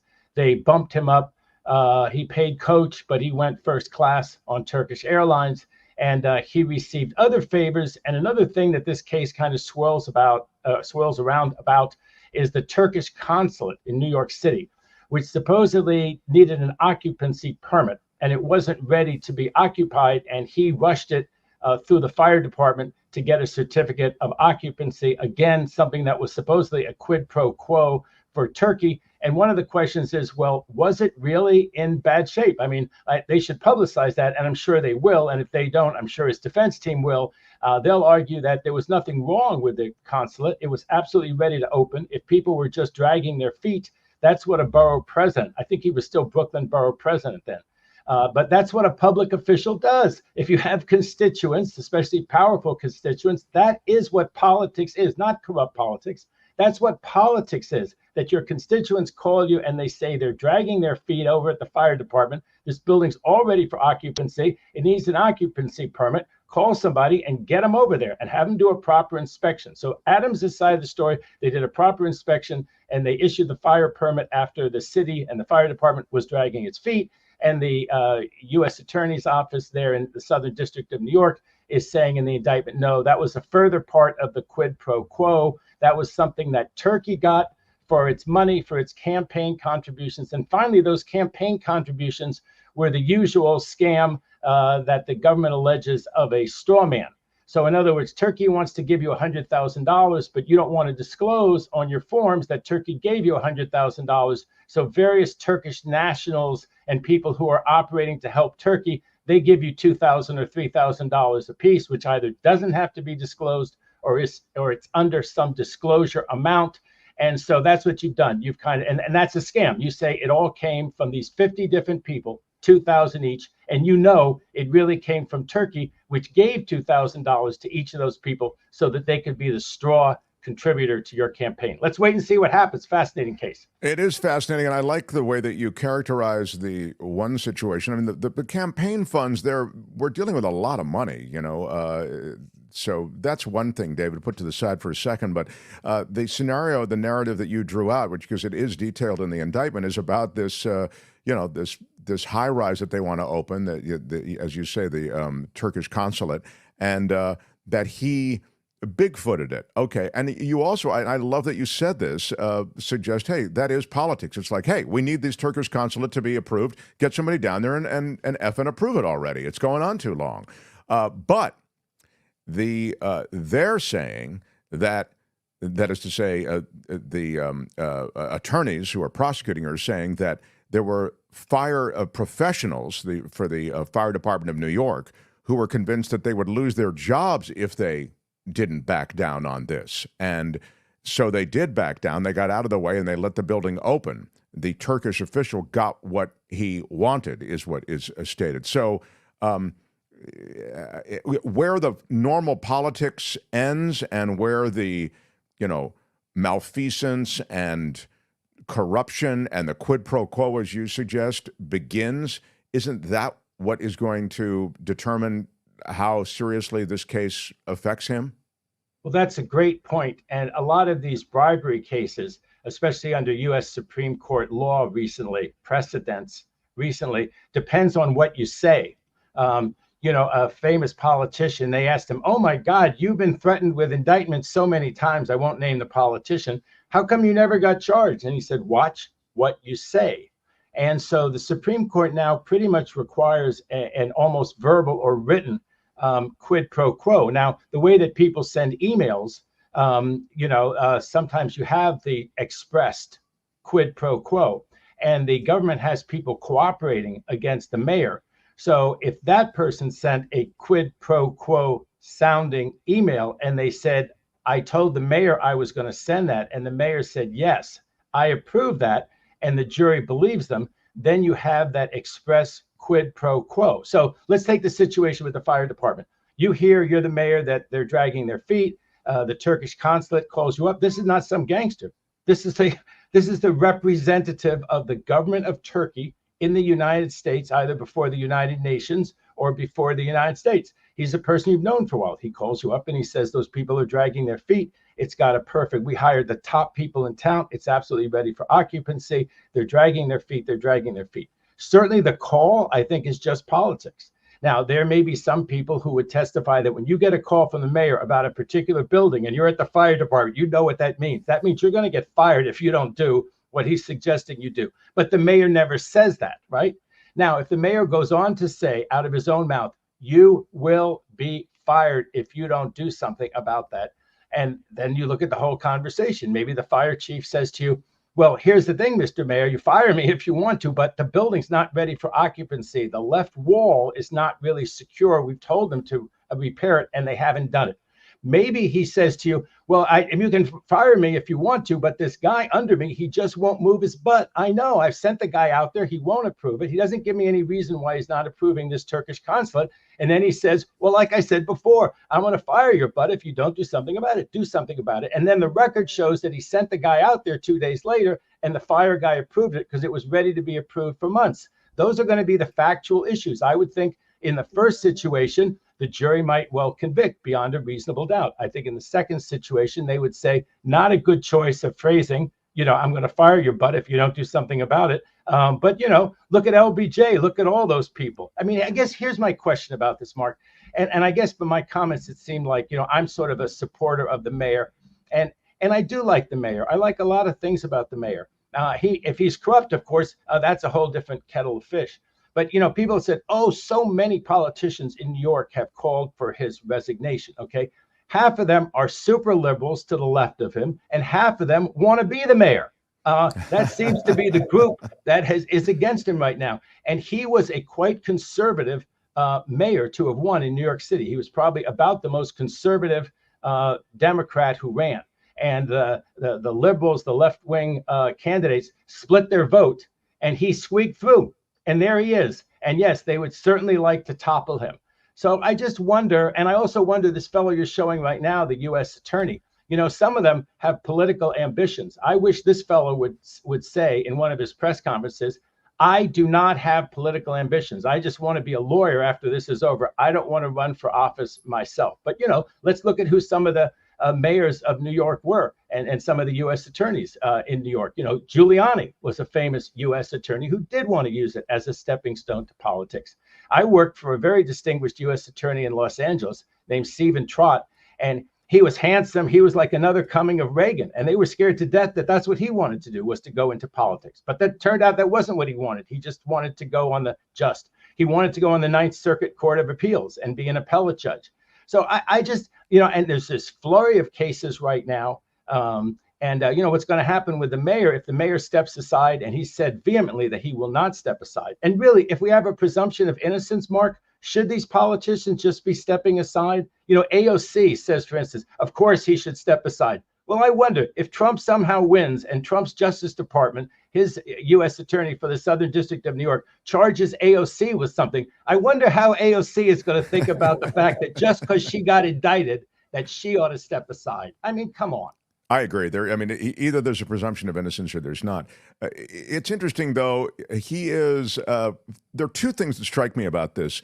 One is this is sort of nickel dime stuff. I mean, that I've read about. I mean, maybe that's why I was talking about the campaign contributions, because that's a little bit more than nickel dime. But I paid for coach, they upgrade me to first. I pay for a regular hotel room, they give me a big hotel suite. I mean, really? I mean, it seems, don't get me wrong, I don't know. If he's corrupt, he should go down. But I'm just saying, I haven't seen, it seems kind of ticky-tack to me a little bit. Now, again, these are ticky-tack things, and they lay it out there as the prosecutor just did for the Southern District, and it's 16,000 here, another 16,000 there, another 16,000. So it's not nothing. But it also isn't. I mean, I guess I've been playing big league corruption at the federal level with Trump and his people, and this just all seems kind of nickel dime. Mark, to be a little bit satirical about it, I never thought Trump was not guilty for his violations in the Southern District of New York until right now, until I see that the Biden administration, Merrick Garland, and this U.S. attorney in New York City were all in office when these charges against Donald Trump were still timely. And they didn't charge Donald Trump with the collusion, with the Russian influence, with taking money that had been laundered. And you say to yourself, if you don't believe that, then you think, well, I don't know, what is wrong with this prosecution? Now, it may be that there were so many things that Adams did, because he's under investigation for a lot of other things too, They had these twin brothers. One of them is a police commissioner. The other one, they're sort of identical twins, and they even look a little bit the same. And if you own a nightclub in New York, supposedly one of the great pleasures of owning a nightclub is allegedly to get shaken down by the twin brother. And people don't know, is this the police commissioner or the twin brother? Probably if he's coming to your nightclub at 10 o'clock at night and shaking you down, he's not the police commissioner. He's probably the twin brother. But, he's got that thing. And then just the number of people who resigned. Now, everyone's scared of the FBI and being publicly humiliated the way the mayor was. You figure if they did that to the mayor and they publicly humiliated, took his phone in a public place when they could have done it in a private place, think of what they're going to do to me. And they've raided all those people's homes. And that's terrifying. The mayor says that they went back and raided one of his officials a week after he joined the Adams administration, that person got raided for documents that were 20 years old. Now, of course, that's easy for a criminal defense attorney or criminal defendant to say. It may be highly relevant to a current investigation, something that was acquired 20 years ago, but it makes a good talking point. And you've got to say this for the mayor. He's sure been defiant when he says, I knew if I stood up for New Yorkers, they'd make a target out of me, and a target I became. And that's really shooting across the bow. And really not just Biden, but also Harris. I mean, let's face it, she was part of that administration too. And if he got targeted, the whole timing of this thing, people should be aware that there's a 60-day rule for the Department of Justice not to bring charges in the presidential election period. That's one of the criticisms of Comey, Mark, that he brought those investigation of Hillary up at such an inopportune time and a time prohibited by Department of Justice rules. But this is not part of the presidential anything. He's a mayor. Yeah, and so wait a minute, stop there, because the mayoral race is in a year. The mayoral what race do you is mean in a year. what do you mean when you draw a connection, though, between these charges and Joe Biden and Kamala Harris? I'm sorry, I lost you there. Well, his narrative, is that there was this deluge of people, of migrants who were being allowed in because people were not being vetted at the border, because people were being paroled into the United States, which meant that at the border, people didn't run around and hide from a border patrol agent. They ran right across the border to a border patrol agent, said, take my name, sign me up, give me my parole, and I'll be admitted to the United States. And this happened to the tune of millions. This is Trump's big campaign issue, along with the economy.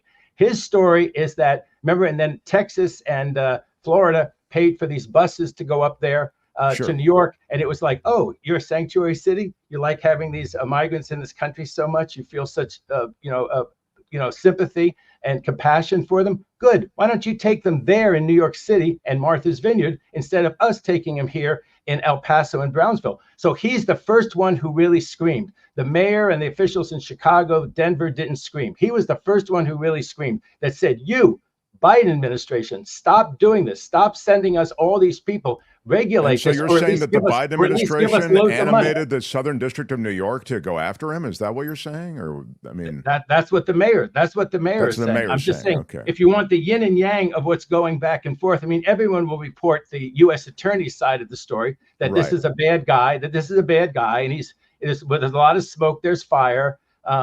And I'm just telling, his side of the story, which is that he was targeted. I don't think he can sell that. First of all, it's very hard to show selective prosecution in the federal courts. I think it should be easier.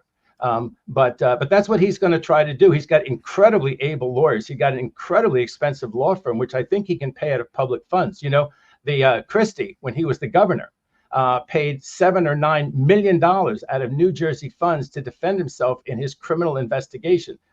Chris Christie did. In fact, you know who his lawyer was? The current head of the FBI was his lawyer, who charged him $7 to $9 million and then became the head of the FBI. That's Ray. So, if you want to take this whole thing politically, I mean, that's what Mayor Adams is going to say. Look who's the head of the FBI. He's a Republican who's been kept on. That's the head of the FBI. The Southern District of New York, the FBI there, these are the same people who bolstered Giuliani's case. Remember that? Giuliani kept saying in support of Trump in 2016, everybody at my old friends at the FBI are telling me Hillary is a huge crook. Hillary destroyed all that stuff. He's going to say, look, everybody knows, especially the white FBI agents are a huge bunch of Republicans, and they're out to get the Democratic black mayor. That's his narrative. That's what he's going to say. That's how he's going to defend himself. I mean, he's in the Wall Street Journal. They're just saying he has not shied away from his ties to people who had past run-ins with the law. He's proudly described his mentoring of a bishop with a rap sheet and openly partied with two restaurateurs who were each convicted of a felony. His deputy mayor for public safety, Philip Banks, was an unindicted co-conspirator in a prior federal corruption probe.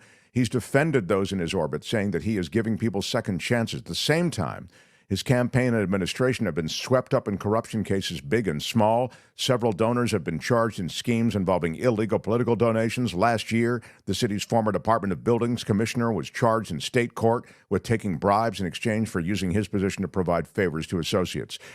Some of that sounds like business as usual in New York. I hate to say it, but the rest of it, you can see how they're painting a profile of this guy. No Contendo says this. Adams should have known as a PO, person of color, and former LEO, which law enforcement officer, you need to move extremely carefully. He got too comfortable thinking he was a good old boy, and GOP will ghost him, is what I guess what's that saying. So well, that'll be interesting, Mark. It'll be interesting whether the Post, which has a huge influence in New York City, the New York Post tabloid, how much they're going to sort of support him and stick with him. I have a feeling that they may rally to his defense. Number one, it sells newspapers. And number two, if he does, there's two ways that he can leave if he decides to leave and not fight it out. He can resign. If he resigns, then there's a public advocate who's to the left of him who would take over for 60 days, and then there would be a special election, because New York City has nothing better to pay for than a special election in December or January. Right. They got extra change. Sure. Or the governor could remove him, which would, remember who she is. She's the one who nobody thought, she was like the accidental governor. She was someone from upstate that Cuomo picked. And then boom, Cuomo got forced out. Among the great news is that Cuomo apparently wants to run. If all of those left-wing politicians end up running, and especially if he's out of the race, Adams, who's the moderate, Cuomo wants to come in as the more moderate person in the left wing and try to revive his political career, becoming his honor the mayor, which I think people will then bring up the sex scandals and everything else that forced Cuomo to resign the governorship. But they say that they hope that this very fast election, like the one that we just had or having with Kamala, they hope that that very fast election Cuomo thinks will benefit him. Less time to look into all of that stuff, and his name recognition is so huge that he might win Adams's job on name recognition. That's if the governor decides to remove Mayor Adams, which she has the power to do. But again, it's never been done because we haven't had a New York City mayor that's been indicted. So that would be unprecedented. That would kick around in the courts, I think. I want to change gears here to the demands by a Haitian activist group that J.D. Vance and Donald Trump be charged for these falsehoods that have created the chaos that is going on in Springfield, Ohio. And I just want to read you an email I got from one of our listeners. Actually, this is a listener in Taiwan, which is kind of, I always think is sort of cool. I've received a lot of positive letters. Okay, here it is. Karen says, my opinion on the lawsuit brought by the people of Springfield, if yelling fire in a crowded theater is not protected under free speech, then what the F isn't spouting lies about Haitians eating dogs and cats in Springfield, Ohio? Not protected. The result turned the town into a ground zero of hate, bomb threats, school closings, fearful citizenry, most of whom are not illegal immigrants. It is evil, she says, to the core. If Trump goes there, there should be a human wall of people around the town so he cannot even enter. So I said I'd ask you, though, about the free speech aspect of this, and then just in general about the legal move on the part of this Haitian activist group to hold J.D. Vance and Trump responsible for what they've said and its effects on the town. Well, Ohio is interesting because Ohio has a law which says that people who are not prosecutors can prefer charges. Now, once they prefer charges or have charges brought, then a prosecutor has to decide whether to proceed against them. And I can't believe any prosecutor anywhere in Ohio would proceed on these charges, but they can at least get the ball rolling. In many states, there'd be no way to get the ball rolling. You're either a prosecutor or the ball never starts rolling toward criminal prosecution. It can actually be done in Ohio, and that's what they're trying to do. I imagine they will come up with something that will be like an indictment, and they will say to the prosecutor, here's the indictment. We want you to proceed forward and present it to a grand jury. I don't think any group of citizens can present anything to a grand jury. I think only a licensed prosecutor recognized by the state can do that. As to whether it will go anywhere, Trump is not in prison. We've all noticed, for January 6th and not tamping down the insurrection. Also for Mar-a-Lago, where he seemed to be guilty as sin, 100% guilty of obstructing justice down there. He's also not in prison for that, or even found guilty either of January 6th or that. In New York City, he's also not in jail, although there he was found guilty by, beyond a reasonable doubt, by 12 peers, by all the 12 people on the jury in that one. And then the Atlanta one. And so is he going to go to jail for this one before the election? No, he's not. And it's not going to be taken seriously by the prosecutors. And the reason is that it's political speech, right? And if you think about the shoe being on the other foot, it could be characterized. Now, I know this is grosser than what happens. This is J.D. Vance actually saying, I create stories to go with the narratives that we're telling. Creating stories is called lying to millions of people. It's so wrong. But, people do it in political campaigns. So unfortunately for our friend in Taiwan, like so many other things that Trump has done, this one is not going to result in him being behind bars. And now to Sean Combs. That is another situation in which you actually got blowback because and I thought you were so, I thought you made I knew I was going to get it. I knew I was going to get it. You did.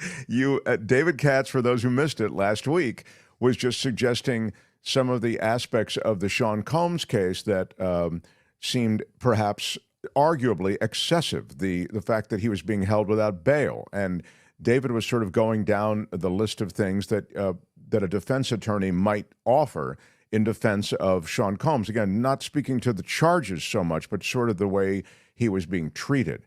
And you got blowback in the chat. I had one thing, you said one thing, and it jumped out at me, and I wanted to ask you about it. You said in a list of things about why he should get bail and be out on his own recognizance or whatever the term is, you said he's not a flight risk. And I thought, why do you say that? I think he's very much a flight risk. He's super wealthy. He has access to any kind of transportation he wants. He could leave the country in an instant and never come back. Why do you see him as not a flight risk? Let me address that in just 1 second. But to quote the mayor of New York's largest city, I knew if I stood up for civil liberties, I'd become a target, and I became one of the chat. So I stood up for civil liberties I've stood up for it for Trump. I've stood up for it for Mayor Adams. I stand up for it for P. Diddy, Sean Combs. The reason he's not a flight risk is what I was suggesting, Mark, was such strict conditions of bail. And they've worked for Chinese billionaires who've gotten indicted here. There was one recently. There was a South Korean, very rich woman. They worked for her. They've worked for other people. It's not like what people normally think of with bail. He would be under my provision. What I would have done if I were the magistrate judge or the district judge hearing his case. Number one, he would have not been allowed to leave his mansion. This would have been the greatest day for DoorDash ever. They would have brought him all of his food. Former FBI, he'd have 2 ankle bracelets on. If you cut one ankle bracelet off, it would immediately, you'd have to cut them off, both off at the same time.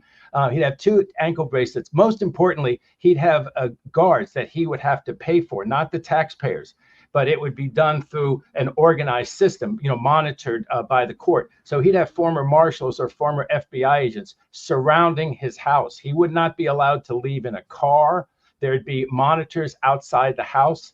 Now, you can say, well, it could be like a prison break. He could somehow do it surreptitiously.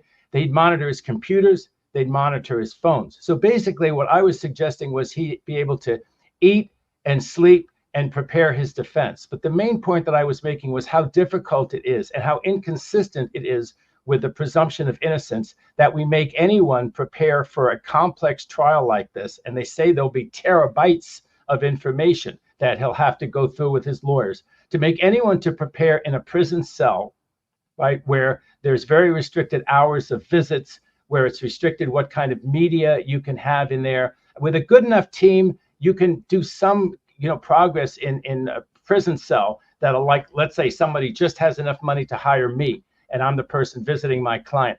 There are a lot of obstacles that I suppose if you had a huge team, you could try to have almost around the clock lawyers, but it just doesn't work. It just is so hard to prepare a case in prison, and it's inconsistent with the presumption of innocence. So what I was saying was you could have conditions, and you're supposed to get bail if any combination of conditions can be conceived of for that individual so that they won't flee or be a danger to the community. By the way, the judge didn't detain him so much because he was a flight risk. I think the judge recognized that you could do what I said and it would work. He wouldn't flee. But the second thing, he was worried about him tampering with witnesses, and he tampered with witnesses more recently, which was troubling. But I thought that the restraints on him having a computer, on him having all of his phone calls would be monitored. He'd have a guest list, Mark, and only, let's say, 3 people approved on the guest list could come in. And if any of them they thought had been involved, let's say, with these prior efforts to tamper with witnesses, you wouldn't allow that person even on the guest list. So you'd know everybody he called. If he had a burner phone and you found that out, and you would find that out, he'd go right back to jail. So he'd have a phone, all the phone call numbers, not the phone calls themselves, but the numbers would be monitored. So you know who he was talking to. No phone numbers that didn't come back, only recognized phone numbers to people who were vetted. The computer would only be used for working on the case. It wouldn't have normal computer access. But I thought you could find conditions for someone as rich as him who could pay for that team of former FBI agents or U.S. Marshals that would make sure he didn't even leave his house. And that would be it. If he needed a doctor's appointment, the doctor comes to him. One of the things that his defense attorney has done in trying to explain some of this stuff with his, he had these freak-off parties, and there was all this stuff going on that was related to the getting your freak on, And one of the things that was found, apparently, by federal agents was 1,000 bottles of baby oil. And this is just falls in the category of bizarre, right? So, but more bizarre than the finding of it is the explanation for why it was there. The bulk discount.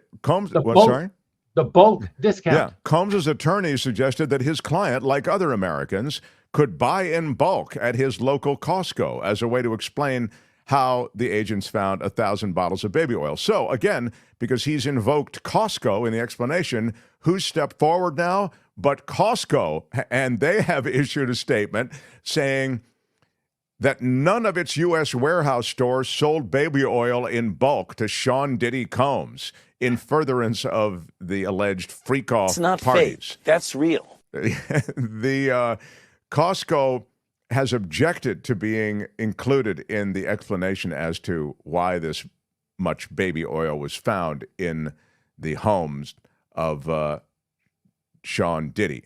So that is the this has to continue to find its way through the court. You think that with the kind of, I mean, is it too early to know, David, to kind of handicap this? Is he hip deep in it to the point that it'll be very hard for him to in any way plead this down or maneuver legally and be acquitted? Is it too early to forecast that? The three things, Mark, that I thought were important about the case that if I were his defense attorney, I would have tried to highlight rather than, I thought that the baby oil would go in people's ear and out the other. And at the end of the day, it would just make the case weird. And, if from a defense point of view, you want anything to be weird about the case. The prosecutor is the one who always wants it to be cut and dry. I think the three things that are important is that the tape that everyone has seen, that clip in the hotel corridor, is very damaging. There's no doubt about it. It's awful. But it was from 8 years ago. And he's gotten a lot of therapy and done a lot of things to improve himself as a person since that tape was made 8.5 years ago. The second thing is that he's charged with being a racketeer and having been involved in this racketeering conspiracy. If you read the indictment, the racketeering ended in 2018.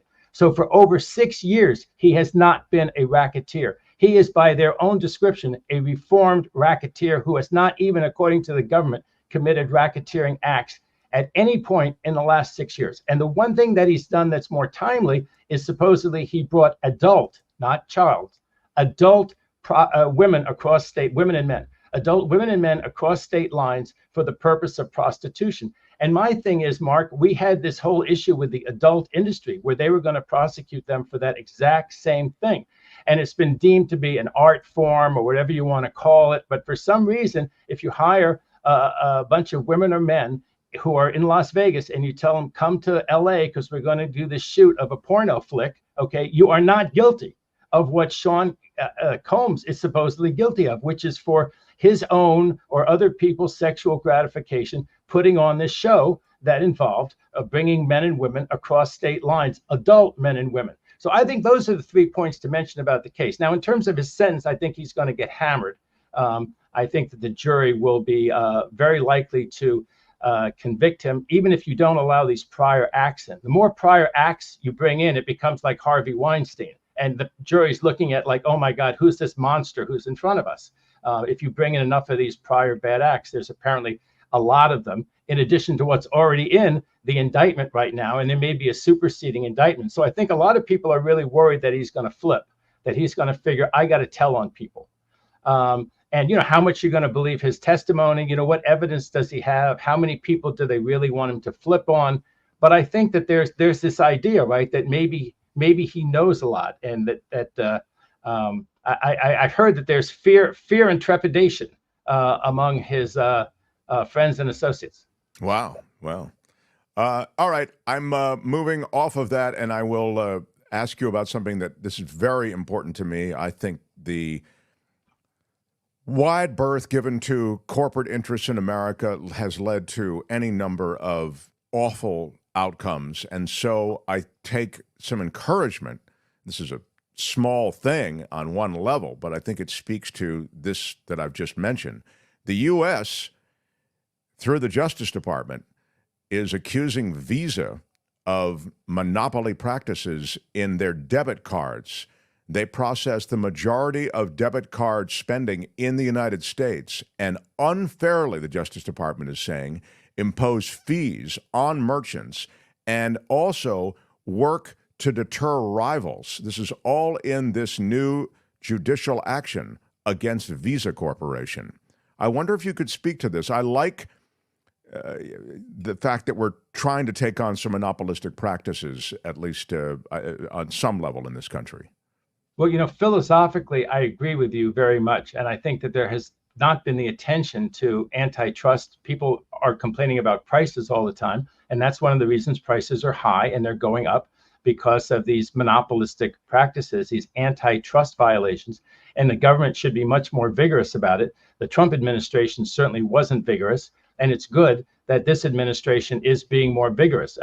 There's an allegation that there's actually a duopoly, that not just Visa, but MasterCard control a huge percentage of this market. And apparently the government made some kind of a deal with MasterCard.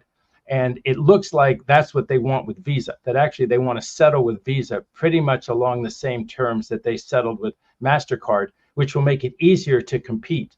One thing that's interesting is that Capital One is trying to merge with somebody else, and their argument is, look what we're up against. We're up against this duopoly. We got to fight them. We got to be big. We got to be really big to fight this giant. And at some point, by not allowing these huge giants on any end of the transaction, that's good for the consumer. So I wish Merrick Garland and that lawsuit all the best. And they do jack up price. A lot of people now will let you buy something for a 3% discount. You can buy your gas cheaper at a lot of stations if you pay cash. My dentist just asked me if I would give him a check instead of put it on my credit card. I needed some dental work. Bernie Sanders hasn't gotten his bill through yet. So, you pay out of your pocket. But, if you have dental pain, it's worth paying. But he said, I'll take a check. I'll give you a 3 or 4% discount. People will start doing that because Visa and MasterCard charge such huge fees. And they also bar competition. They bar other people. If you try to do it through a different clearinghouse, then they charge you some penalty or they threaten you with all kinds of things. And obviously those threats, it's always hard to eliminate those threats though, Mark, right? Because they're built into the whole system. And after a while, the processors realize if you go to a different system, they harm you in so many ways. It's like, it's not even worth it. It's kind of what Ticketmaster, there's another suit going still. Remember, we talked about that with Ticketmaster, and they've jacked up the prices of concert tickets. I mean, in case anyone hasn't noticed, why are concert tickets so high? Yeah, I think that's exactly right, and you've outlined it perfectly. I mean, essentially, they threaten merchants by threatening to jack up fees. They impose or threaten to impose, here it is, higher fees on merchants that also use other payment networks to process debit transactions. So, if you want to use them and another card and another service, as you said, they threaten you. This is a huge, huge business. Visa processes $3.8 trillion in U.S. debit transactions in 1 year. Generates over $7 billion in processing fees every year. That's real money. That's real money, Mark. $1 billion here, $1 billion there. Before you know it, you've got real money. Well, I want to leave everyone with, I had a question. I had one other question. This is sort of a little thing, but we've talked about Rudy Giuliani before. And Rudy Giuliani was just told he has to pay now the accounting firm that was doing the accounting to figure out, essentially forensic accounting, where his money was for his bankruptcy, which now has been yanked. We've discussed this and detailed some of it, but I was just curious as your take. It's $300,000, David Katz. Well, apparently when he was in bankruptcy, this group was brought in, I think, by the creditors. The creditors were saying, Rudy's finances are not transparent. He seems to be living this life of luxury, but you don't see where the money's come. What's going on there? So they brought in this accounting firm, forensic accounting, to try to figure out where all the money was. And they came around and they said, it's so opaque. He's not being transparent. He's not cooperating. And then eventually the judge threw him out of bankruptcy court for not cooperating. So they're saying they want the $300,000. If there is some money, and there ought to be some money from selling a luxury condo down in Florida and selling his New York apartment, there will be some money, and probably that company will get its $300,000 off the top, and then those two poor women down in Georgia will get a chunk of change, as they well deserve. And Rudy's just he's played this thing. I mean, everything he's done has been terrible the last couple of years. It's amazing that he hasn't been charged with anything. He was the first person to charge people. He loved that when he went to that stockbroker's office and perp walked that guy and destroyed his life and his reputation, and the guy was found not guilty. Oh, did Rudy Giuliani love that when he was in the Southern District of New York, U.S. Attorney's Office. And now, it's like he seems to be handling a lot of these cases civilly. But I think I think they're going to sell that condo and they're going to sell that New York apartment. And I guess he's going to try to keep up that lifestyle somehow. But I think the creditors are really closing in on him. He doesn't have the protection of the bankruptcy court. Bankruptcy court's a way to protect yourself from your creditors and from them just grabbing stuff of yours and putting levies and liens on you right away. The bankruptcy court is some way to impose order on that. And he got thrown out of there. So there's no order to it at all. Whatever they can grab, they can take from Giuliani. He's a lawsuit after lawsuit in various courts. And review for us again why the bankruptcy thing got yanked. Why isn't that going to be because as you say, there's certain protections that he does not have now. Bankruptcy is a chance to start over. And so what you want to do is you want to discharge your debts and then they aren't debts anymore. And so if the court, an honest bankruptcy, you only have $1 million, but you owe 10 million. So you pay all those people, there's some protection. Let's say let you keep, but I use $1 million. They let you keep $100,000, $200,000 for your living expenses, but then $800,000 gets divvied up among the people who you owe 10 million. Each one gets 8%. And if you're being honest, you get to keep some money. And people might say, well, my God, you shouldn't be allowed to keep anything, but you have to live, you have to eat. So let's say you keep 200. You only have 800. Those are the true facts. But if you end up to have a penthouse somewhere else and it's in some trust name, you gave your girlfriend, your $200,000 Mercedes and it's parked at her house and they find that kind of thing is going on. They say, look, we are dismissing you from bankruptcy, not discharging your debts ratably, allocating them. We're throwing you out. You have no protection. So now when somebody seizes your house, boom, okay, and they want to start to sell it at a foreclosure sale, well, that's it. You either have a defense to the foreclosure in some state court or you don't, but you don't have any federal protection like bankruptcy protection. If they beat you in the court, they sell your house. Boom, they sell it out from under you. Maybe you have a homestead exemption, so you keep some amount of it, but you only have whatever remedies you have in the state court. And that's what they're doing. They're suing him in every state, in every place they can find his assets and trying to just take them and not have the bankruptcy court give him any protection. And that's where he is right now. So essentially his lack of transparency is the thing that's cost him this situation and has exposed him in the way that it has. I'm sorry, I know I said we'll let you go and I will let you go, but I wanted to... I love being with you, Mark. I love being with you, Mark. Thank you. There's a question that comes in through this is odd. Kim, explain, we have a Facebook discussion group, apparently. I'm not part of it, but I love that they have it. It's a great way that they can... Hi, Kim. Hi. And this stuff, and Kim points out that there was a question there in that discussion group that is appropriate for you. We got a discussion last night on the Mark Thompson Show Facebook discussion board, and I put a link to the video in the private chat, Albert, about Trump going to this grocery store. And he was trying to, the grocery prices are high, right? So he's scattering money around to people and lying, saying, there's an extra $100 for you to pay your grocery bill today. But according to the person on the video, and I don't know the person, so I don't know if this is accurate, it's illegal for a candidate to be casting money about to potential voters. It's also illegal for the voters, according to the person on the video, for them to accept the money from a candidate. So I sent the video to you last night to have you check to see, is this true? Can a candidate give money to voters, even if it's not expressly buying votes? And is it legal for voters, potential voters, to accept that cash?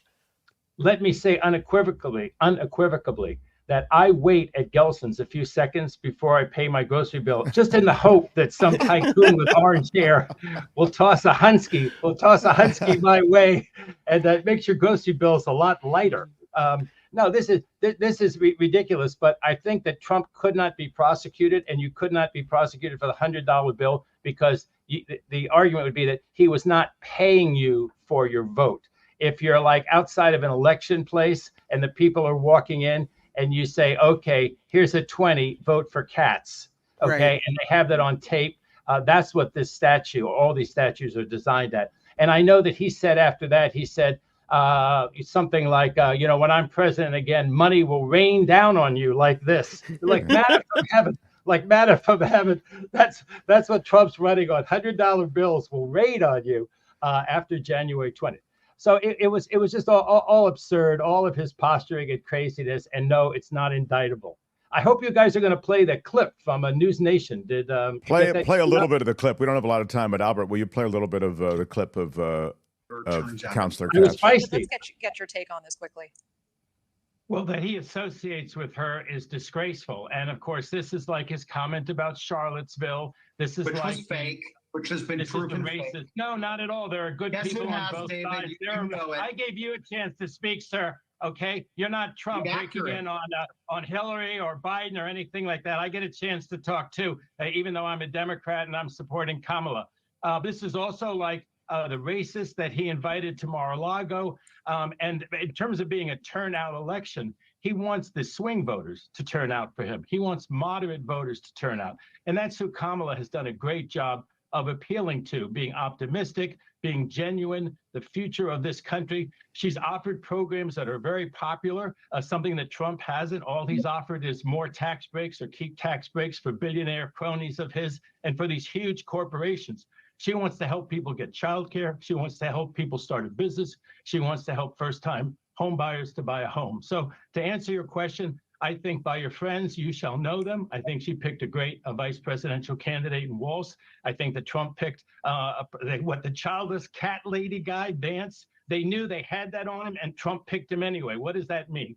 He was so cocky and overconfident. He picked this Vance, and Vance is a disaster. And I'm not sure it's going to be such a he's close right. election. I love that they bring you on not there for your legal acumen, but rather for your political perspective. They bring you on as a, it's like what they used to do at the Roman Colosseum.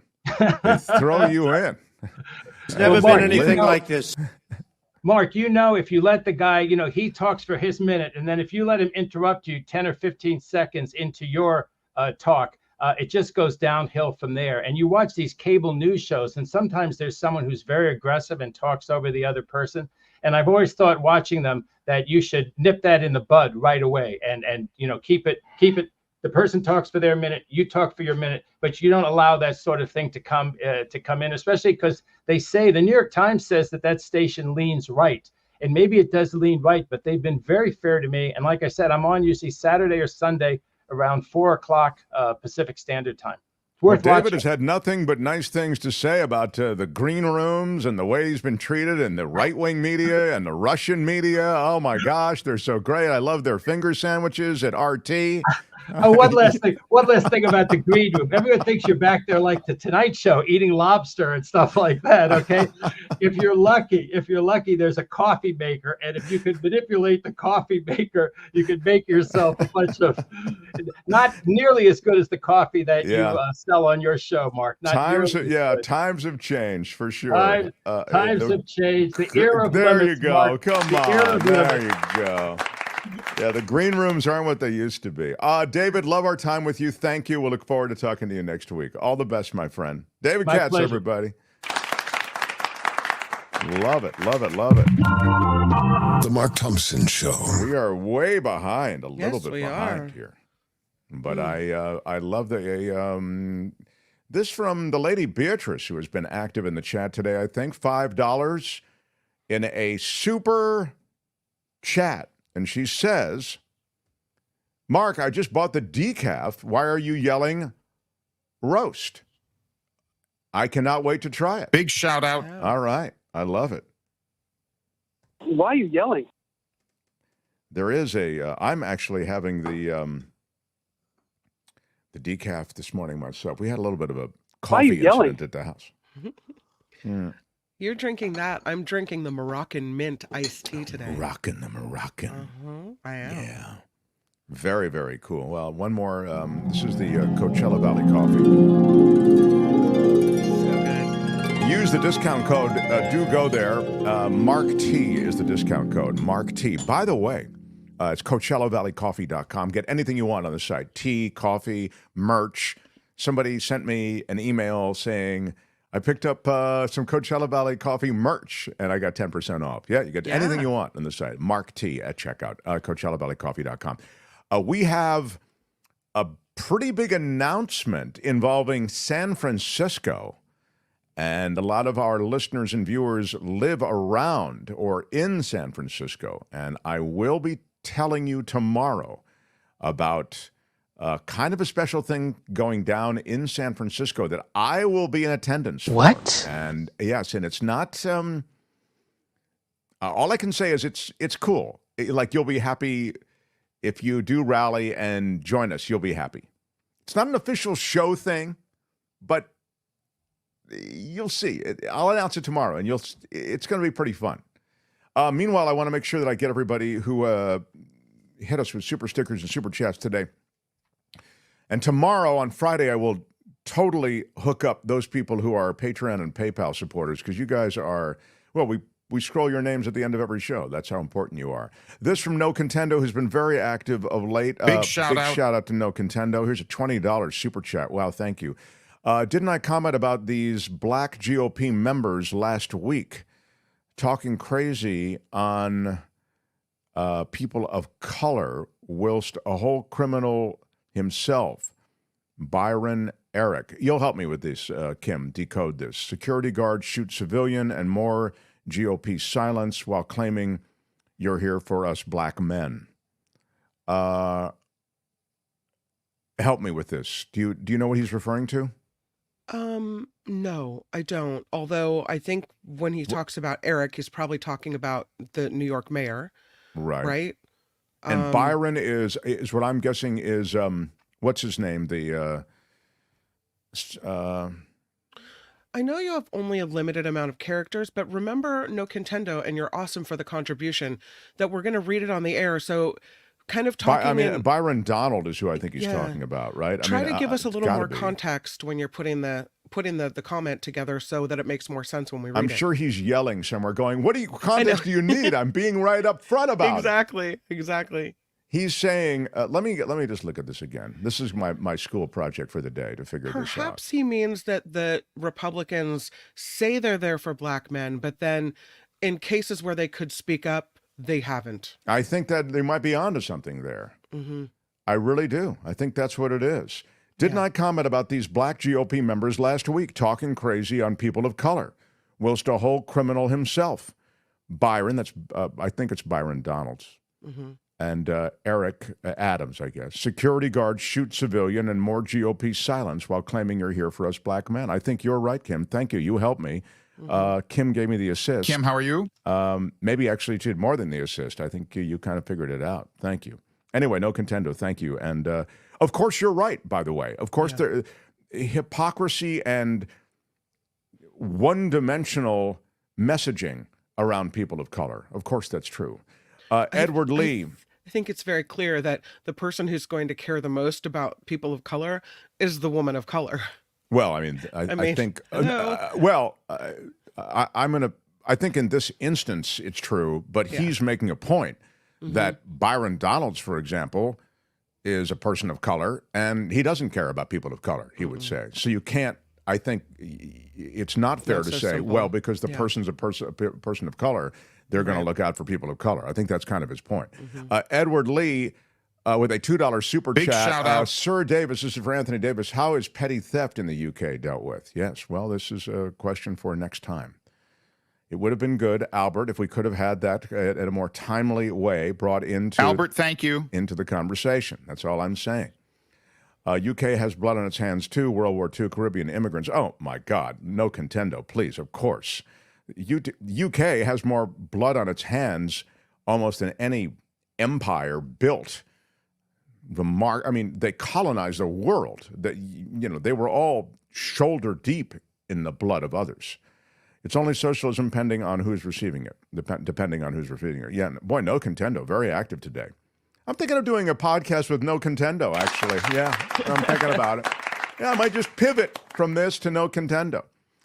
When the mainstream media asks Kamala Harris about the economy, she should reference, we already read this. Thank you. What can we please have, what is going on around here, Albert? Oh, there's a big list. I don't Whoever is producing this thing has no idea what they're doing. I think we have to review again. When I've read it already on the air, don't make me read it again. Oh, my God. Now, Lucy McAllister, I'm glad we have a minute for her. She is my favorite McAllister. Big shout out. Big shout out to her with a $10 or $9.99 super sticker. Thank you so much. Or as I like to say, thank you so much. Thank you so much.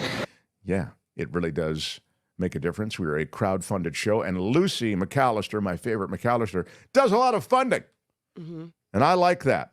You find anything else good to say about Lucy today? I find everything great to say about Lucy. She has an abiding interest in the show. She's here, it would seem, every day. She supports in every way she can. Nothing but positivity. She doesn't slap back at me, look for things, their problems with me, tic-tac here, ooh, I can't do this. That's not who she is. She's Lucy has a real can-do attitude. Yeah, she has can-do. I like that again. Thank you Thank you so much. Wes, thank you for a $5 super sticker. You're always there for us. Thank you. No contendo again. This isn't fair. Isn't going to work for you, Eric Adams. You are not one of the good old boys, no matter how much you tap dance for them. Yeah, I saw that actually when it was first posted. That's a really... I can see that what informs a lot of No Contendo's stuff does relate to people of color and how they're being sort of taken advantage of on the one hand, and yet when it's time to drop them, they are dropped. And that's what I'm getting from you today. Harry Magnan, $5. Here's to the coolest cats. Big shout right on, out. Harry. Mm-hmm. It is very cool. For the whimsical coffee drinking sound effect, we get a $20 from Elise. I don't know Elise's name. I don't recognize it. Oh, Elise. She's a longtime supporter. Is she? I'm sorry. Elise Inzerillo? Inzerillo. Yeah. I mean, I'm not the kind of person who would forget Inzerillo. It's such a cool... She's an incredible chef and baker. Well, we could use like an official chef and baker of this show. I think we could. So Elise would be very much in that category. Mm-hmm. So consider that conversation started, Elise. And thank you for your support today. And from the other Louis, not Elise, irony, a party that is so concerned about pet safety but promotes puppy killer Kristi Noem and roadkill dinner, RFK Jr. Wow, I never thought of it that way. Again, Big shout out. You've given me a new perspective. I never thought it was a party-specific thing.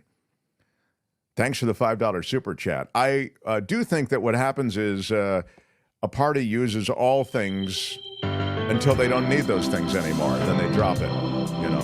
So that's what Elise is in. The official chef and baker of the show. Wow. The conversation is on. So the After Party Live is next. That's going down on the After Party Live channel. We'll do it live. And, I'll write it and we'll do it live. Kim hosts that show. Oh, don't forget. There's a Facebook discussion group, the Mark Thompson Show Facebook discussion group. I don't know how you reach it, but those who do seem very happy. Albert is going to Hawaii, and so it'll be Tony tomorrow. Albert, I wish you a fine trip, sir. And I know I've been very hard on you today, but you've really hustled. But by the same token, you've kind of like, I don't even know if you're still around right now. You could be, I don't know where Albert is. He's got, oh, there he is. Okay, all right. I'm Shadow Stevens for the Mark Thompson Show. Bye-bye. Albert has that look on his face like, why are you giving me All the time. Bye-bye. Have a great trip, Albert. Everybody else, see you tomorrow. Till then, bye-bye.